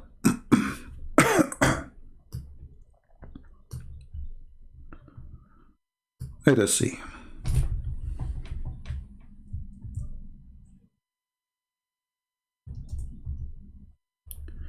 وقال مجاهد, let us read together. وقال مجاهد إن إبليس أدخل فرجه في فرج نفسه فباض 5 بيضات فهذا أصل ذريته. Translation. Mujahid, he said that Iblis, he enter his farj, which is a private part, into the other farj, which is the vagina, the male, you know, and then he lay 5 eggs, and this is the origin of his children.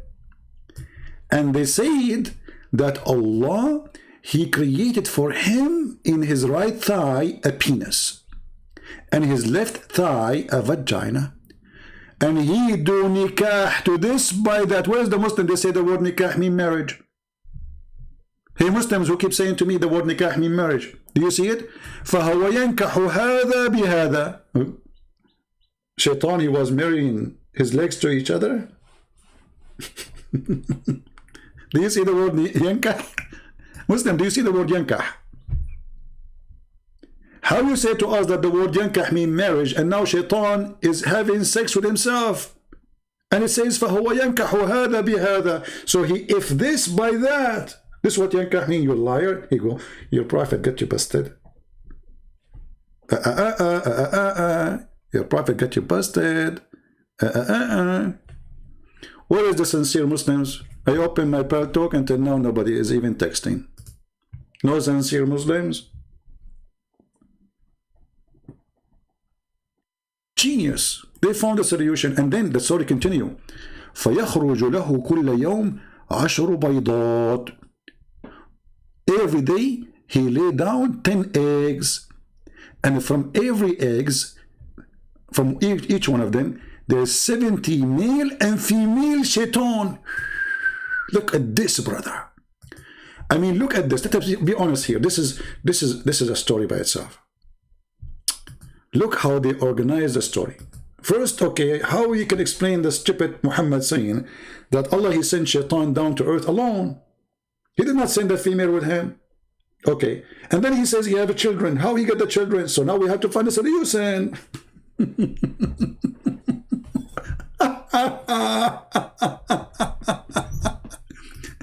We have to find a solution.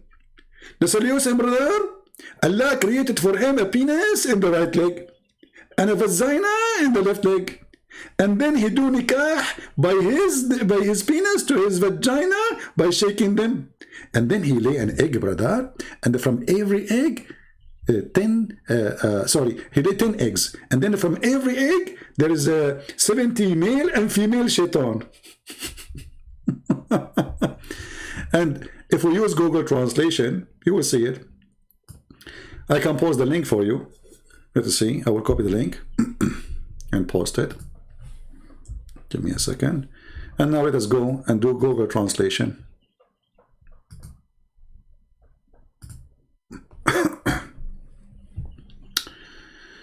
All right. It says here, let's see. Okay. He have his offspring. Let us see. Okay, they ask him, do Iblis have a wife? So how he have offspring? And then the guy, he said, truly, this is a wedding I did not witness. Unbelievable. Brother, do Iblis have a wife? The other said, brother, this is a wedding party I did not witness. Then it's mentioned, etc., that he have a spring. And then Mujahid said, the devil insert his vagina with his private part. He said, what? So he lay 5 eggs. And this is the origin of his offspring. Wonderful. And they say that Allah Almighty created for him a penis in his right thigh and a vagina in the left thigh. And he do nikah by ifing this, by that. And then from every egg, he laid 10 eggs every day. He produced 10 eggs. And from every egg, there is 70 satan, female and male satan. And this is how we start having babies. And let me now give you the link so you can save it and you can use Google Translation if you wish to do so.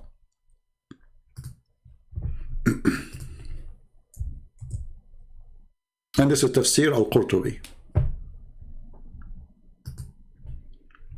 Okay.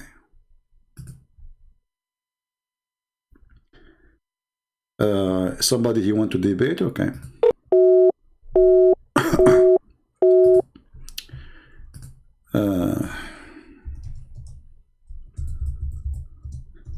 We tried to call him, it's not working.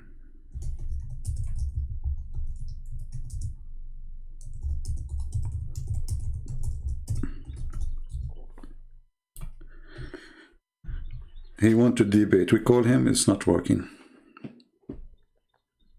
I just called you, Mr. Busted TV. I mean, your name is so strong, Busted TV. I just called you. It says you need to update. Obviously, you are using a storing software mostly. I told you you need to use your computer so I can call you. So download Paltalk in your computer and I will call you immediately.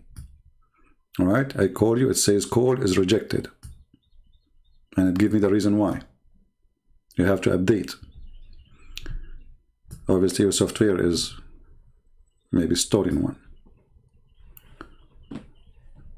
So going back to the corruption and preservation of the Quran. Do you know that Aisha, when she said that the Quran, the chapter, this guy he was talking about, the cow, used to be equal to the chapter of Al-Ahzab? If we go right now to the chapter of Al-Ahzab, all right, and we try to count how many verses there. This is Al-Ahzab chapter number 33. If we go down to the end, we will find, sorry, this is 73 verses. Okay, 70 what? 73 verses. Aisha, she said that the chapter of Al-Ahzab used to be equal to the chapter of the cow.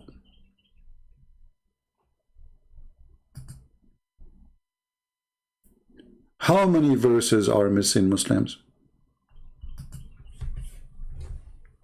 Any Muslim can help us? Was Aisha lying? Who is a Muslim is willing to call me and tell me Aisha is a big fat liar? I don't mind if you say so. You can refute me by just saying Aisha is a big fat liar.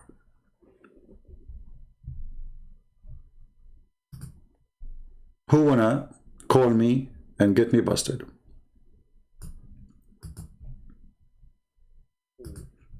Anyone?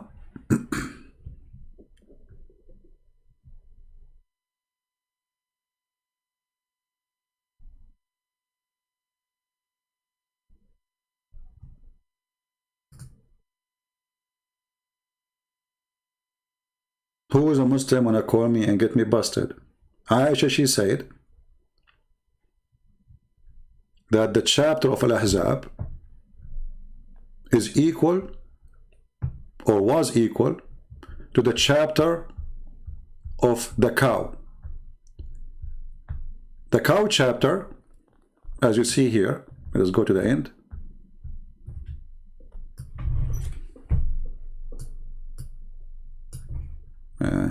This website is not fast enough to scroll all the way down. Okay. You can open it from your side anyway. 286 verses. 286 verses. This is the cow chapter. The Ahzab is 73 verses. So what we will do, very simple. We will take from 286 verses minus 73. There's 213 verses missing in one chapter alone.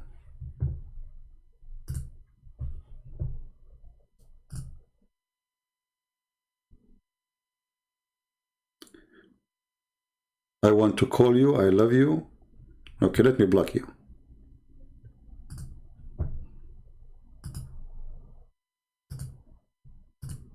I have some people who they are obsessed with me and they keep sending me messages, stupid messages. I love you. Actually, I received a message from a woman. She said, if anyone talk to you, I will kill her.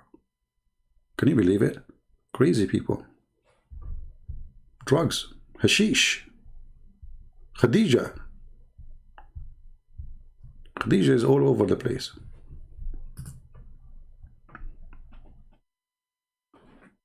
Any Muslim have an answer? 200 what? 213 verses are missing in one chapter. Who said so? Aisha. True or false, Muslims?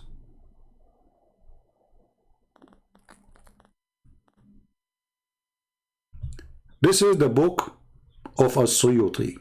And this is, by the way, is referred in many books. Al-Itqan fi Ulum al-Quran. Big scholar of Islam, As-Suyuti. It's not a joke. Not like those you see on YouTube. He have tons of books. He have a book about the F word. Boom, boom. Very interesting book. Present Islam as it is. Maybe one day I can translate it. volume number 1, page number 662. We go down. It says here.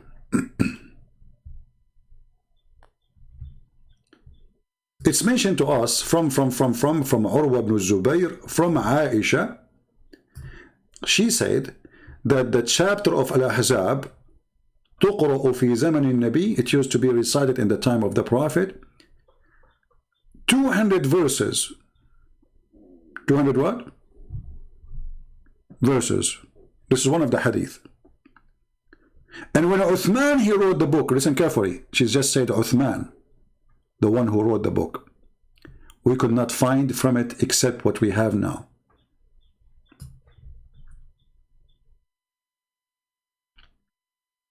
Different hadith.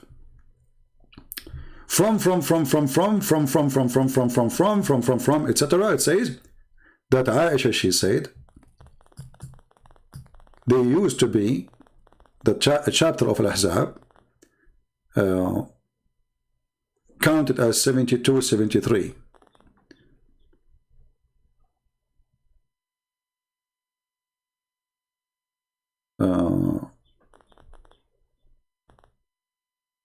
This is a person talking about what she said. If it was 73, 72, and then it says if it was equal to Al-Baqarah, and it was equal to Al-Baqarah, and we used to read there the chapter of Ar-Rajm. It's a chapter of stoning to death. This is missing too. Let us continue here. Here it says that we used to read there in the same chapter the verses about Ash-Shaykh wa Shaykha farjuhum. This is about stoning to death, is missing in the Quran. If you remember, this is the verse which is eaten by the goat, which is another proof that Islam is a joke when they say about preservation of the Quran. Yeah.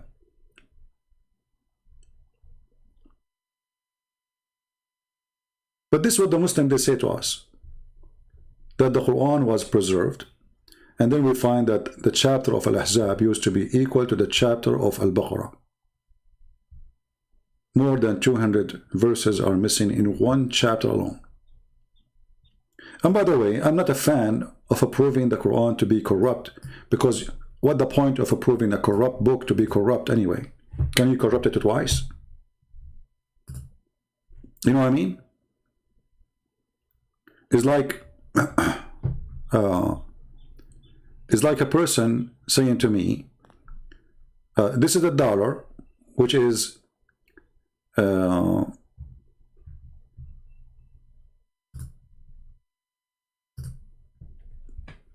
fabricated, and then there's a guy, he made a copy of the fabricated dollar. With all of them, they are fabricated anyway. You know what I mean? There's no point for me. Actually, for me, I prefer to speak to a Muslim who believe the Quran is preserved 1000%. Do you know why? So when I show him the Quran saying stupid things about history, about science, about contradiction, he cannot say to me, oh, somebody play with it. It's for our benefit, actually, as a Christians, if the Muslims keep insisting that the Quran is preserved, even though it's not. You know what I mean? It's a lot easier because, you know, like, okay, if somebody came to me and says, well, in the Bible, there's someone saying this. I say, well, this someone saying this is his opinion, or this is what he say, or he was meditating. For me, what counts mostly is what God said. God said to Musa, this is God talking. Musa's talking to God, this is Musa saying. In the Quran, we don't have such a thing. Supposedly, the Muslims, they say, every word there is Allah is talking. And by the way, this is absolutely stupid. Anyone knows why? Anyone knows why? Because if the Quran is word by word from Allah, and nobody can make Quran, look, that's what the Quran says, that nobody can make a chapter like it. But we just heard the guy saying that Allah never gave a chapter. Correct? We just heard Nu'man Khan saying that nobody received a chapter. Muhammad never received a chapter. Because a chapter is something organized, chapter written all together, chapter is made together, not something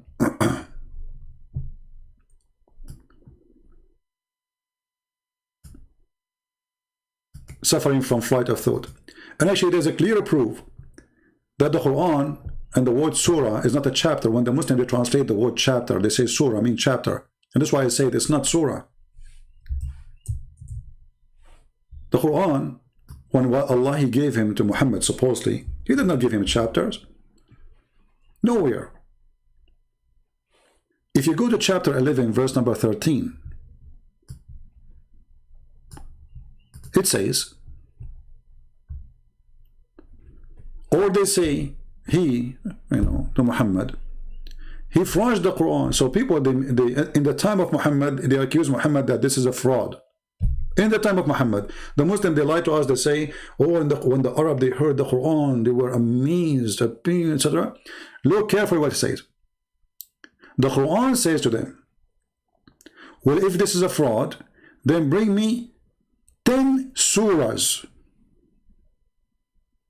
10 what? Surahs. Correct? Do you see it? But there's no surahs as a chapters. There was verses. So surah here was presenting a verse. Muhammad, the idiot, he don't understand what surah mean. Because to say, bring me 10 surahs, you should have surahs first. Right? Now, anyone here can help me how we can defeat Muhammad right away with this verse. He just said, bring me 10 surahs, right? Bring me 10 surahs. Okay, what about 2 surahs? What about 1 surah? Why he said 10? Do you understand what I'm saying? Why he's asking for 10? I mean, Muhammad always stuck with number 7 or number 40. Now it is 10. Simply, Muhammad is trying to make it extremely stupid. Okay, bring me 10 like them. What about you say, bring me 1 like them? Why 10? Maybe they can make 1, and they can make 2, and they can make 3, and they can make 4, and they can make 5, and 6, and 7, and 8, and 9, but 10 they cannot. You see how stupid it is? However, let us prove that this is a stupid thing to say. Why? If we ask the Muslims who they are in the chat right now, hey Muslims, is the Quran word by word from Allah? Who want to help me? How many hours we are live on air? 2 hours and 30 minutes. Are we receiving great education, guys? This is a free school for everybody. Totally free.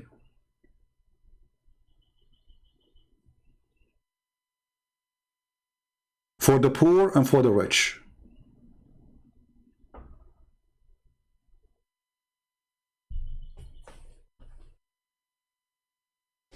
Are we learning? Give me 10 verses like it. Give me 10. It can't be 10.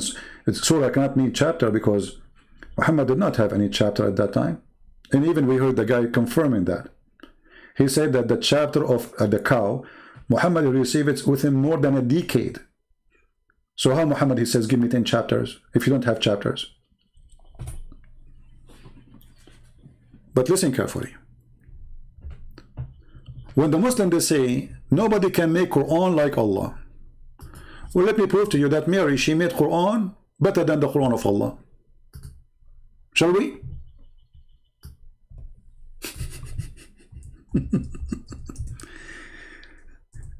You know, human being sometimes is silly. He don't use his brain. This is chapter 19. Muslims, this chapter is chapter of what? The chapter of Mary, Maryam, the mother of Jesus, supposedly. Okay. Who is talking there? They said Allah. Hold on. Are you sure? Read carefully.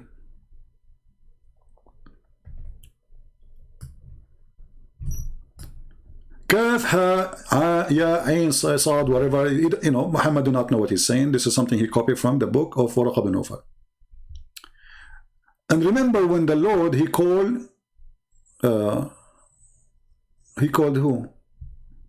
Zechariah in secret. Huh? Okay. Who's talking?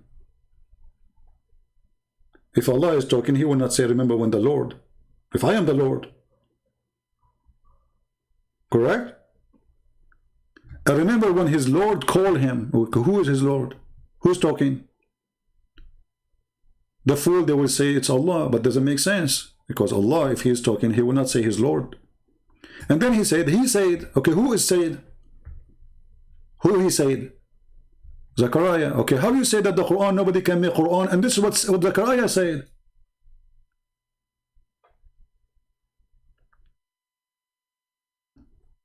Do you understand my point? Give me 10 surahs like it. Okay, here we go. This chapter in front of us, half of it is not Allah talking. If nobody can make Quran, so how Zechariah, he's making Quran? Because those are the words of Zechariah. He said, my Lord, indeed my bones have a growing. So this is Zechariah talking. But remember, you said nobody can make Quran like the Quran of Allah. And this is Zechariah talking again. And this is Zechariah talking again. And now, the one who is talking, we do not know. Look, they say between bracket and Allah, he said. Okay, how Allah, he said? Muslims, are you saying Allah, he speaks to Zechariah directly, but he never speaks to Muhammad directly? And here you need to ask yourself as a Christian, remember, this is very important, take a note of it. How come when we read the Bible, we don't see Jibreel coming to Jesus to deliver him a revelation? Anywhere in the Bible we see that Jesus, he received revelation from somebody? Anyone remember any verse? So if Muhammad is a prophet and he have the same God, how come Muhammad, he received every single revelation, as they call it, from a guy, his name is Jibreel? But here we see that Allah speaks to Zechariah, and then the Messiah says it clearly that I am the Word, I am the Alpha, I am the Omega, and he speaks with the authority, and he did not receive revelation. Yes, he said that everything I have is from my Father, because he's saying he's my Father. Even the Quran says when the child is born, that is the Messiah, he said from the cradle, I am the Messiah. He's born with the word of God in the Quran. Muhammad waited 40 years as a pagan, and then the angel came to him and he squeezed him, and now the angel delivering verses. How come Jesus do not need delivery? He's born with the word of God. Actually, the Quran says clearly that the Messiah is the word of God.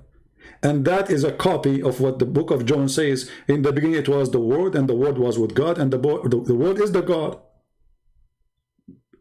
The Word is God. And the Word became a flesh. So Jesus confirmed to be the walking, talking, living Word of God. Muhammad, claiming to be a messenger, and he challenged people to make Quran like this, and yet he is saying to us that the one who is talking there is Zechariah.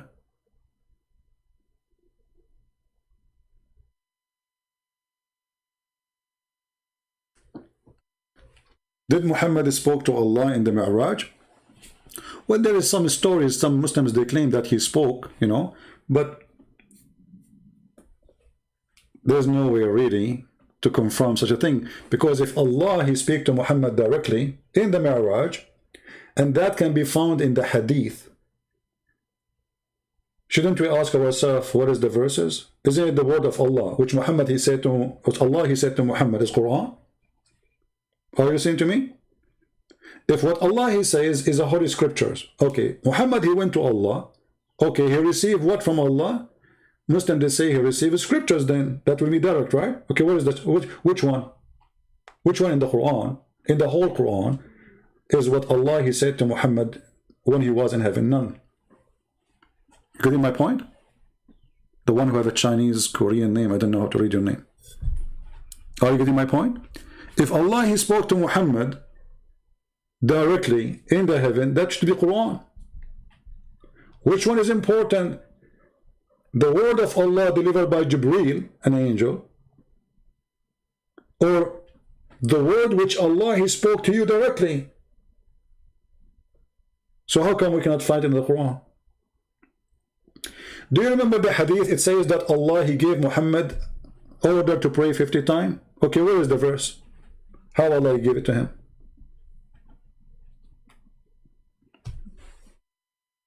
Do you understand what I'm saying? If Allah He gave him a verse, then the verse should be there.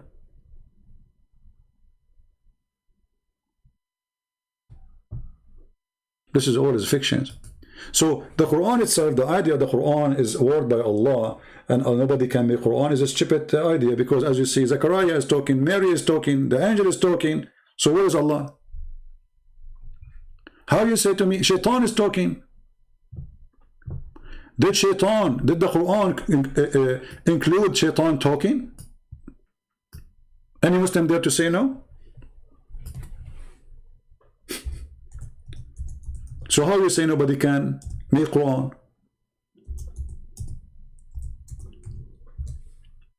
If the Quran says Shaitan is talking. Here we go, Shaitan is making Quran.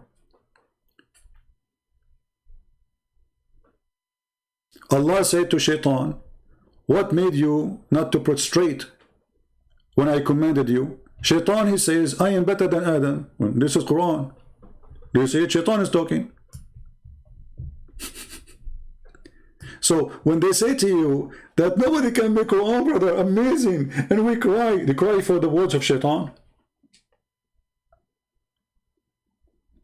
When the Shaykh he recite this verse, half of it is Allah is talking and half of it is Shaitan is talking, and you are crying. Who is the stupid here?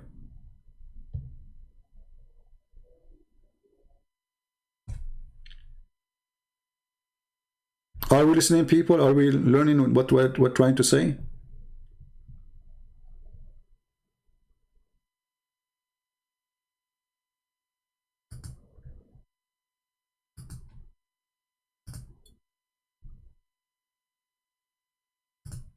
Stupid religion.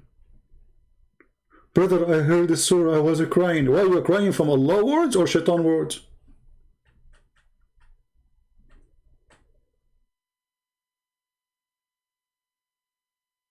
Now, if you download this video, please do me a favor. Try to cut those topics like shorter. Like now we talk about this topic. Make it a topic about, okay, Muslims, they cry when they hear Quran. They cry because Allah words or Shaitan words. Obviously, the Muslim, they cry, doesn't matter what they hear. The Shaitan is talking. And how nobody can make Quran, and Allah and Shaitan is speaking in the Quran, and this is Quran. When Allah he says, Iblis said, that is Iblis talking. Do you see it? How nobody can make Quran? And hold on, here there's another question. Allah he end his sentence with in, the letter yan. Sajideen. Shaitan he end his sentence with yin too. Shaitan and Allah make a rap. Allah he said to him, why you don't eat fat rat? Shaitan he says to him, I cannot do that. Allah he says, why it's not very well cooked? He said to him, it's not well reserved and booked. I mean, what is this? Shaitan and Allah exchange a rap?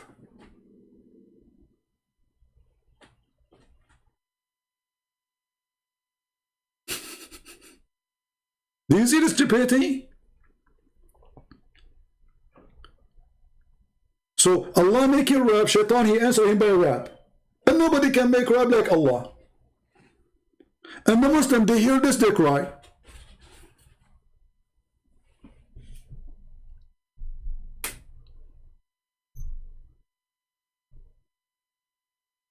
What a stupid religion. Or what about Isa is talking, Moses is talking, Mary is talking, I mean everybody is talking. So how you say to me the Quran is the word of Allah? You see, when we say the book, the Injil or the Bible is the book of God, we don't mean that every word is said that God he said. Moses he said. Moses he said. Peter he said. Peter he sent letter. Peter is talking. Paul he sent letter. Paul is talking. When God he said to Moses, that is God is talking. When Moses he talked to God, that is Moses talking. Muslims with their madness, they lost their mind, believing that everything there is God is talking. And this is an amazing book. Nobody can make like it. And then we check out, we find this book is the most hilarious, stupid book. As an example, when Allah was talking,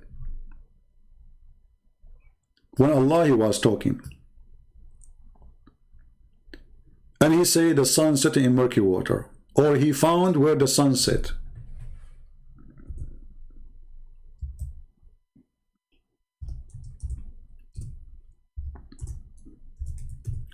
Suddenly the Muslims, they will say to you, no, you know, this is Alexander the Great, he thought, but Allah is talking what he thought, where it says he thought. Where is the word he thought?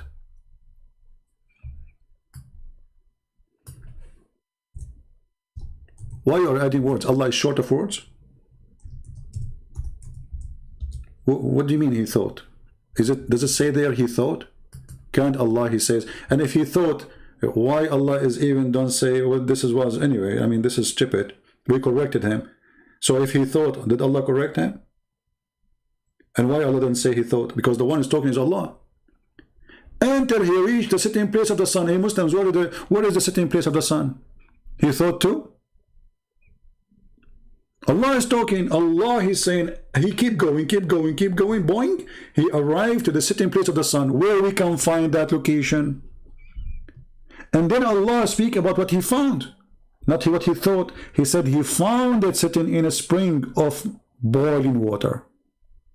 The Muslim, they lie to us. They say, oh, this is about, you know, when he went, you go to the ocean, you see the sun going down, you think it's going down in the water. Hold on. First of all, there's no ocean. It says a spring of water. Since when a spring of water is an ocean? Well, the story is saying here that there's a spring of boiling water where the sun goes every day. There's no ocean.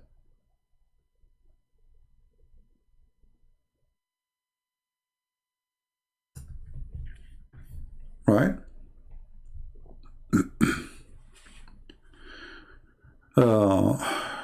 Love those who believe, who not believe in Allah. Guide into them. This is chapter 929. Are you sure? I know this guy is joking. Yeah. Don't say those things, by the way. I will block you. If you are just a joker and you put my name next to it and then you make me read your silly words, I will block you. Don't waste my time.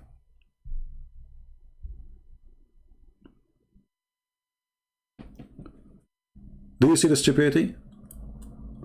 And then the guy, he keep going until what? Until he found where the sun rise, the rising place of the sun. And again he found it. He found what? The rising place of the sun, the place.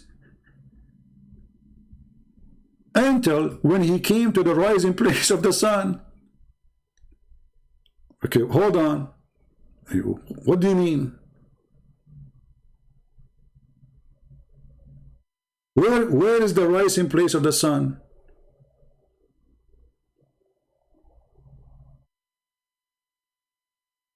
Where we can find it? I thought the sun rises everywhere.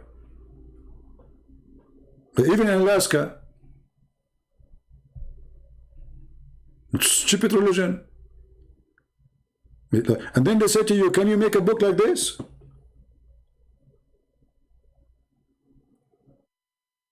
No, I can't. If I make a book like this, people will die laughing at me. You have to be certified idiot to make a book like this. He found where the sun rises from, and he found where the sun set. And then the story go more complicated. There's a huge nation who they are 1,000 to 1 of us, which means if we are now 7 billions, they are 7 trillions. Where are they now, brother? Allah, He inspired Prophet Alexander the Great was a homosexual. Even this guy, he made him prophet. You know, this is nothing changed, by the way, in Islam. Anything is famous. They say after I die, they will say Christian Prince. He said Shahada. He gave a finger to Allah and he became a Muslim. Just wait. Any famous scientist, they make article that he converted to Islam. George Bernard Shaw, brother, he said that if the prophet exists now, he can solve the problem of the words in 10 minutes during the time to drink his coffee in the morning. Okay, where we can find this book?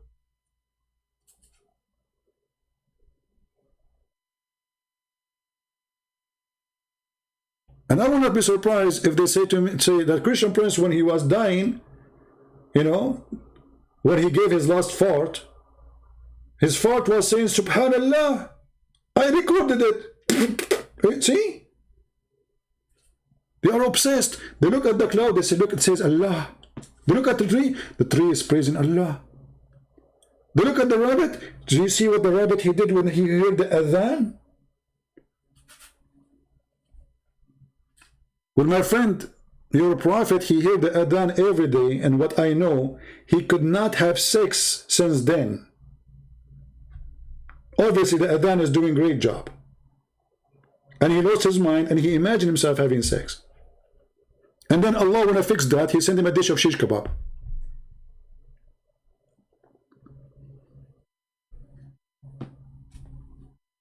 So he went... He kept walking and he found people who they are stupid. Like, hold on, he found what? Until he reached between two mountains.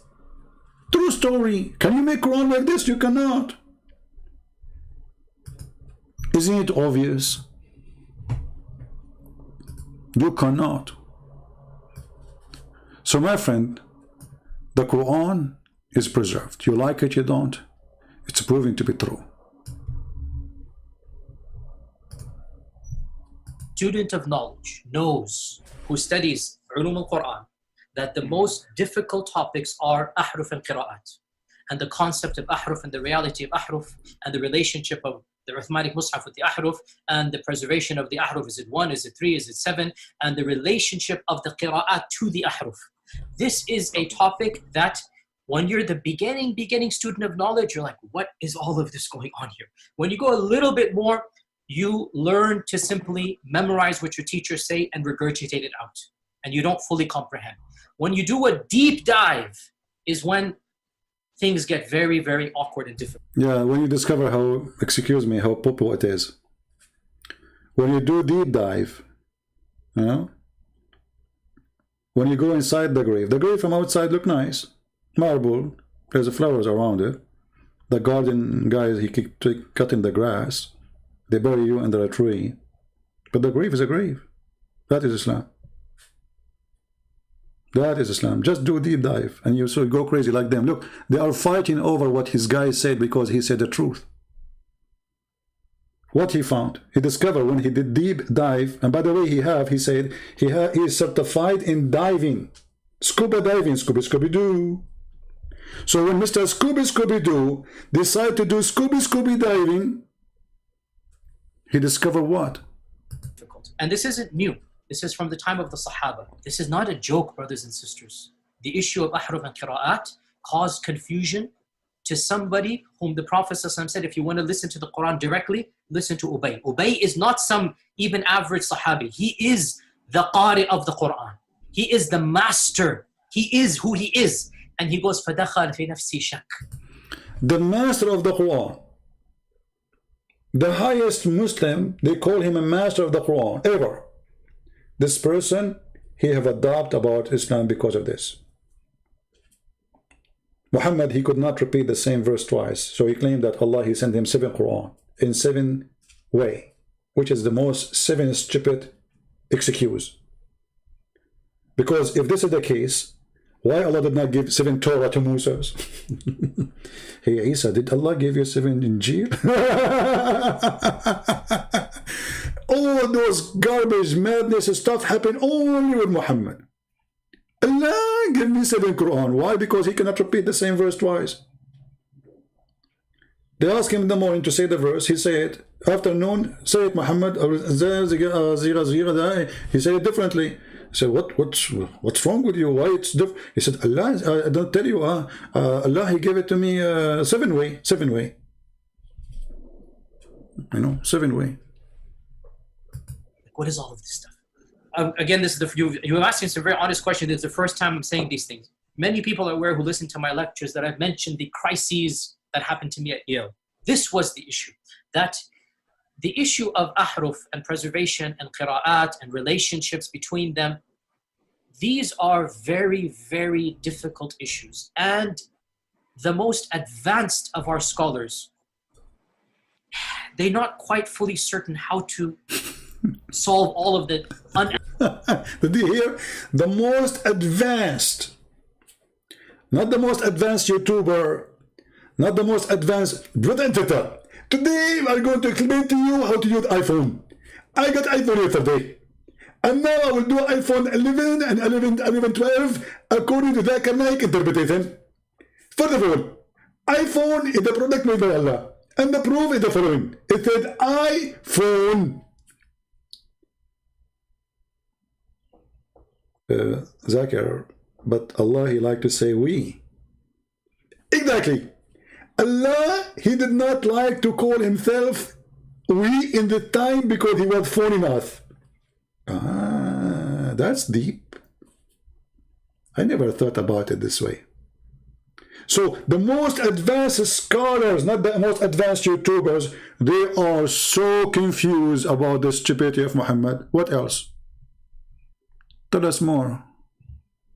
all of the unanswered questions in there. Here's the point.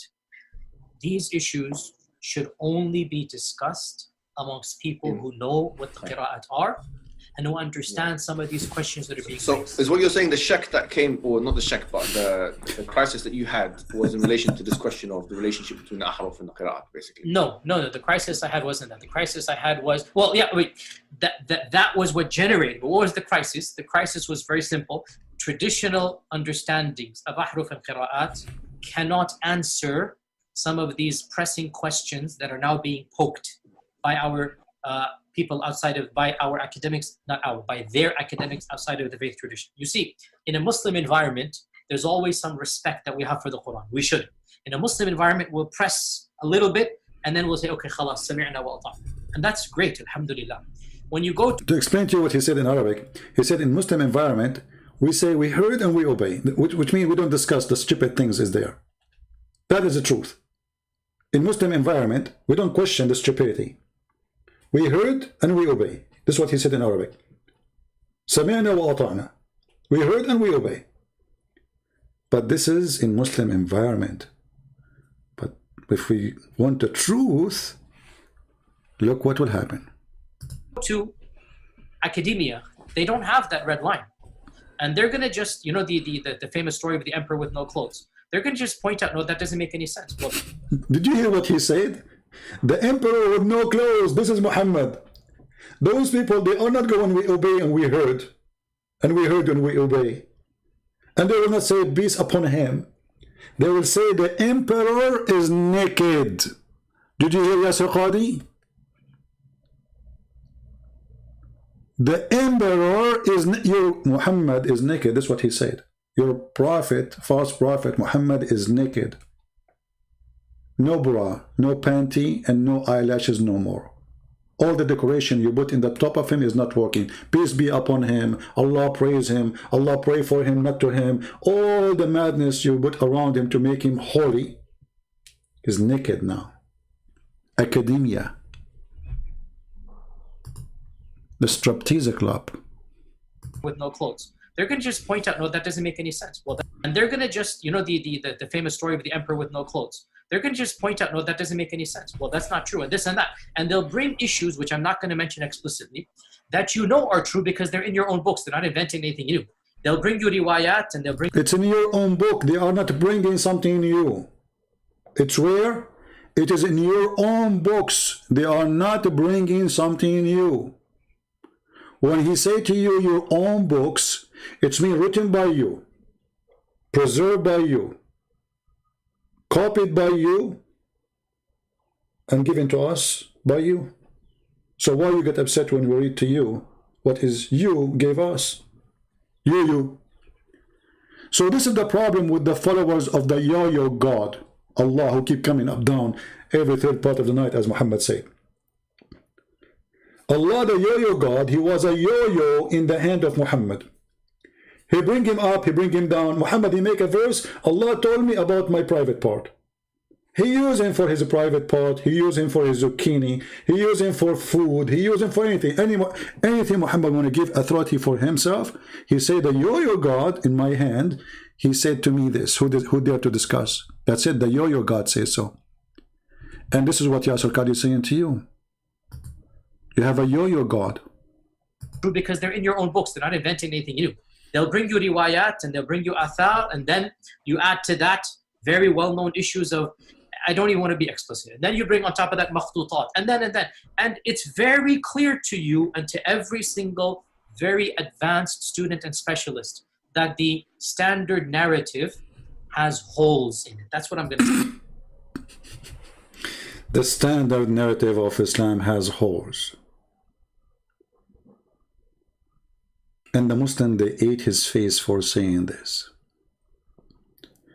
If you go on YouTube right now, you will find tens of thousands of Muslims making videos against this guy. Before he said that, he was a scholar. He was the amazing guy. He was the most, he's a friend of Zakir Naik, brother. Zakir Naik, and Zakir Naik now is against him.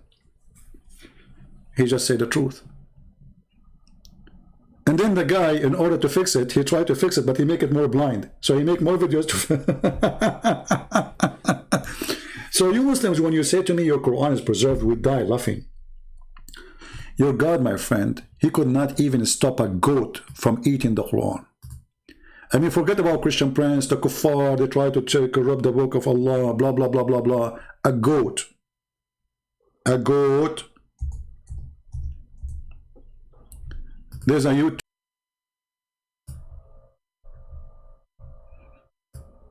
Okay, are we connected again?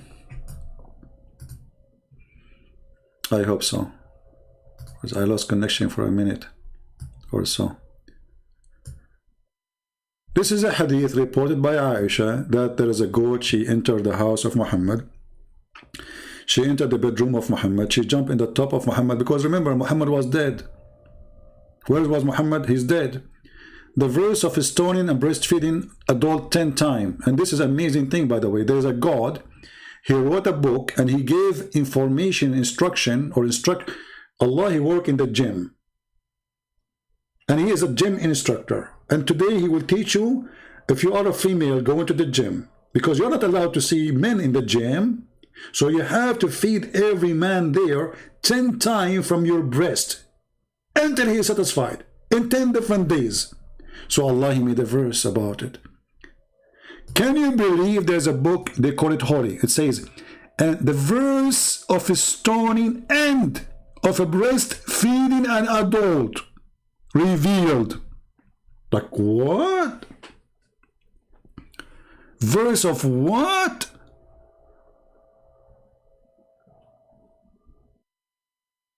Breastfeeding for adult? I'm angry. Very angry.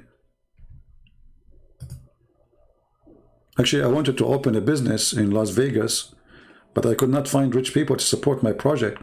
I was thinking to make a drive-through breastfeeding for adult. I mean, this is Las Vegas, hello?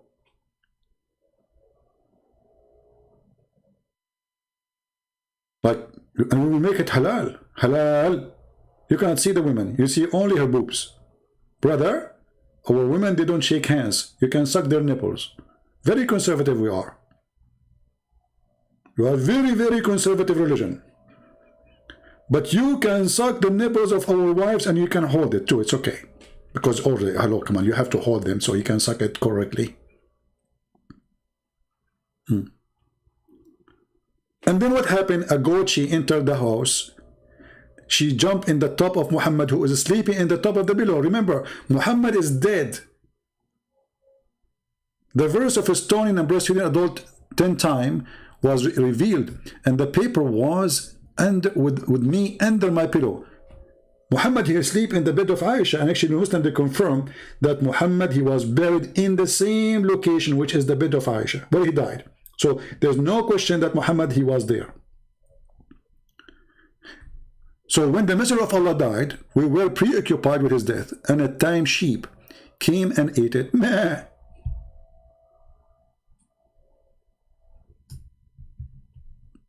Okay, but how the goat ate it? Muhammad is sleeping and his head in the top of the pillow.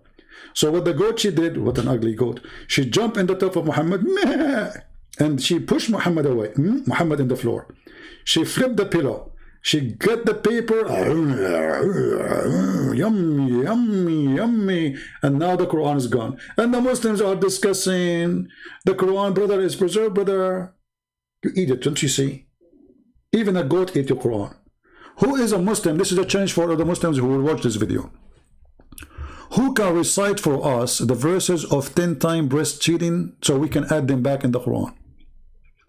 Remember, the Muslims, they say to us that the Quran is preserved by their heart. They memorize it. Okay, the goat, she ate the paper. She did not eat your heart. Recite the verse for me. You know what I'm saying? As long as they say they memorize the Quran by their heart. The goat, she ate the paper. She did not eat your heart. Where is the verse? Who is a Muslim can call me or recite the verse of 10-time breastfeeding for adult, which was given to Muhammad by Allah? Remember, the Quran is preserved and nothing is missing. I'm not going to ask you about the stoning to death, because a Muslim, he can say to me, I know where it is. But so why is it not in the Quran? Isn't it amazing? The Muslim, they say to you, there's some verses is abrogated by recitation, but not by ruling. What? Why? Which kind of idiot, he make a law, he don't want to put it in the book of the law, but he wants you to follow the law. That is crazy.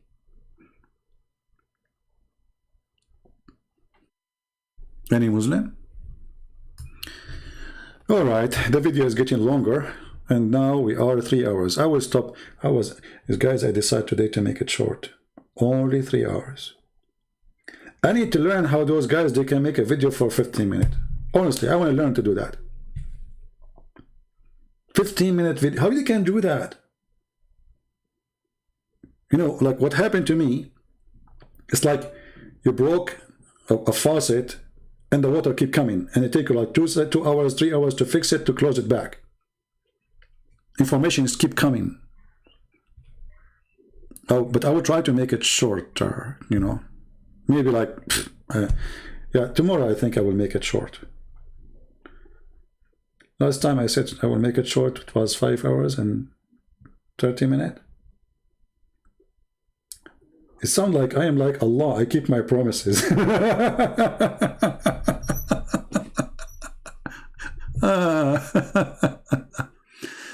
Yeah, I will try to make even, but what we will do, if we make short videos, I will repeat some topics, we mention them just to make them short. So those who watch the full video, they have a full understanding, but those who want like fast food, let us say, maybe we can make some shorter one. All right? Yeah, you see, because I have a passionate to share the truth, and I cannot stop with the time, even though timing is very comforting for me to make it 15 minutes and go and enjoy the rest of my day doing whatever I want to do. But I prefer to sit, break my back. It's not easy to sit for many hours, you know, on a chair.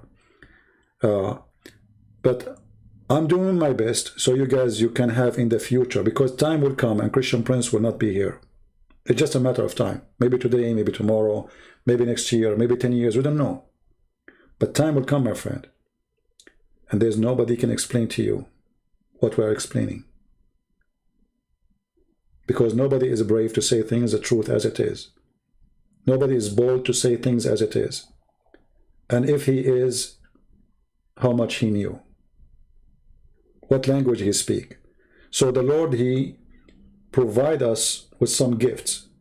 Knowing, speaking the language of the devil, which is not really his language, it was our language, and he stole it from us, so we can expose his lies. So we will leave those videos behind when one day Christian Prince disappear. And those videos should stay forever by your support and by your help. So download them, share them. As you see, I don't keep my videos because YouTube is the devil sponsoring Islam. Yesterday we showed you the video where a Muslim, he called us animals, but YouTube will not consider it as a hate speech. But if I play his video, they will say this is hate speech.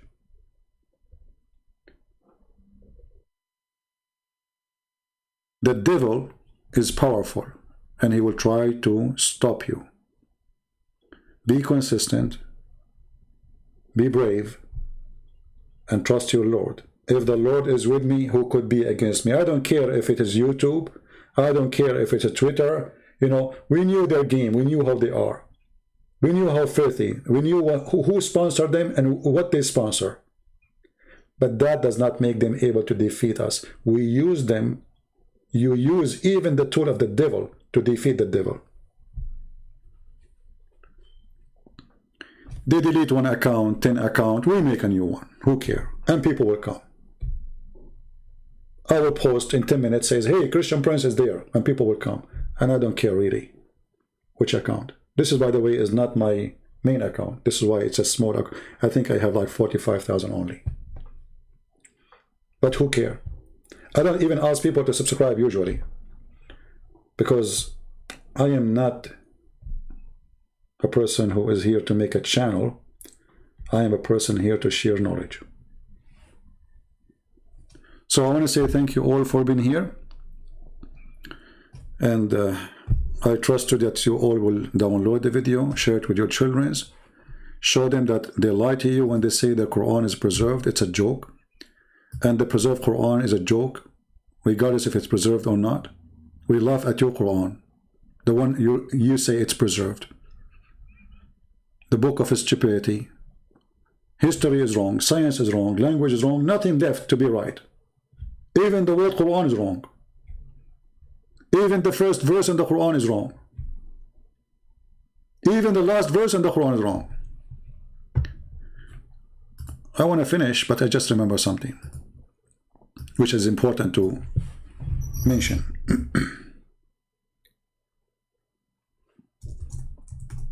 Just to show you how Islam is stupid and how the Quran cannot be a book of God. This guy was saying to us that the Quran is suffering from disorder. It's not organized. Read with me carefully. This is the chapter 5, verse number 3. You can read any translation you want. In this verse, Allah said to the Muslims, it's forbidden for you the blood of the dead meat, forbidden for you to eat pork, forbidden for you blah blah blah blah food. It's just a menu of food. And then suddenly he says to them, today I completed my favor upon you, and I accepted Islam as religion for you. How that can be? Allah, He perfected Islam in chapter 5, verse number 3. And He say word by word, this day, Islam is perfect.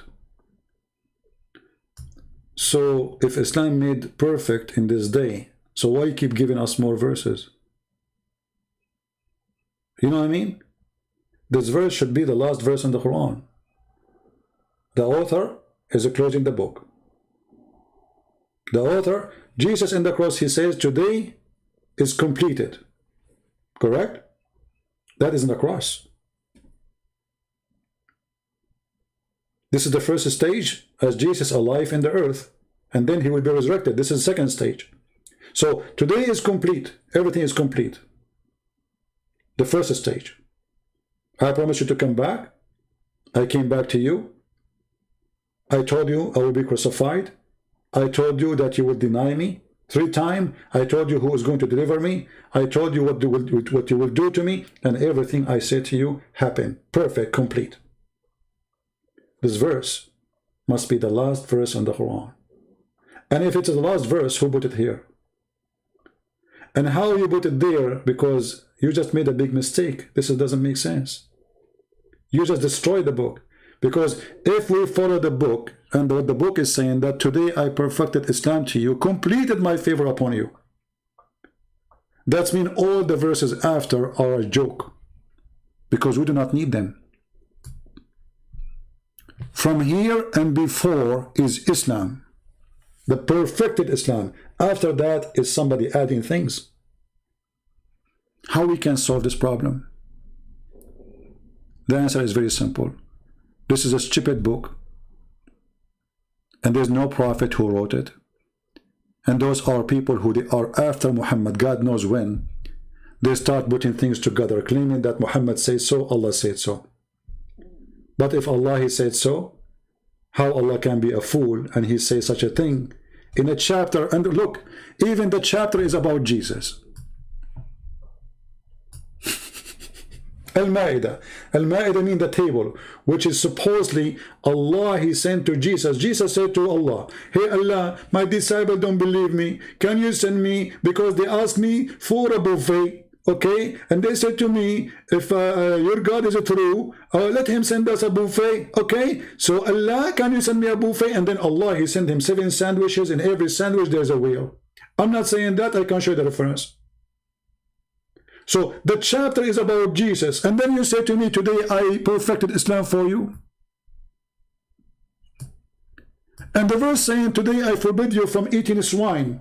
This is perfect Islam now. A sandwich. What is the connection?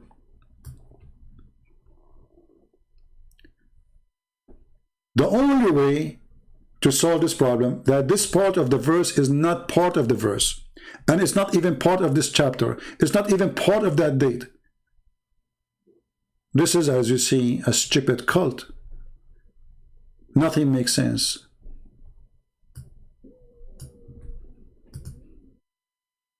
Nothing.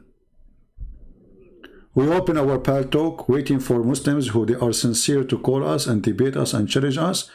As you see, none of them did. So I'm going to close my Paltalk. And now I want to say to you guys, thank you very much.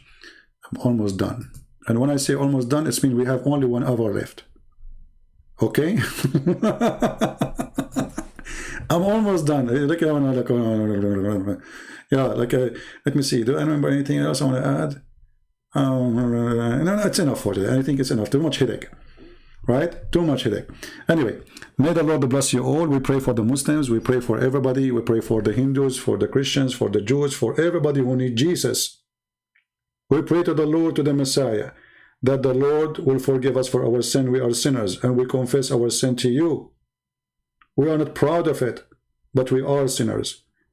And you are the one who said to the blind man, you are the one who said to the women, you are the one who said to the one who cannot walk, go and your sin is forgiven. We say to the Lord, say to those people, your sin is forgiven. Forgive them, Lord, and let them repent and come to you. Let the Muslims come to Jesus and see the truth, that he is the truth, he is the light, he is the Alpha and the Omega, and I am the resurrection, he said. If you are seeking resurrection, Muslims, Jesus is the one who will resurrect you. Face it. His name is holy. His act is holy. And right now, as we speak, even in your city book, he is in the holy heaven with the Holy Father. Stay away from the disgusting Muhammad, a person who did not leave any filthy sin he did not commit, from chasing children, to kidnapping, to raping, to stealing, even his own son, wife, he did not leave her alone. How dare you to follow someone like Muhammad and leave someone like the Messiah, who even your prophet said, when the devil he see him, the devil will melt like salt. When Muhammad he saw the devil delivered satanic verses in his mouth. When the devil will come to Jesus in the judgment day, as your prophet said, he will melt like salt. That is my Lord. Who is yours? Thank you. God bless you. And thank you for those who support us in downloading or even by donation. May the Lord bless you all. Christ is Lord. Islam is false. And we see you soon. Take care.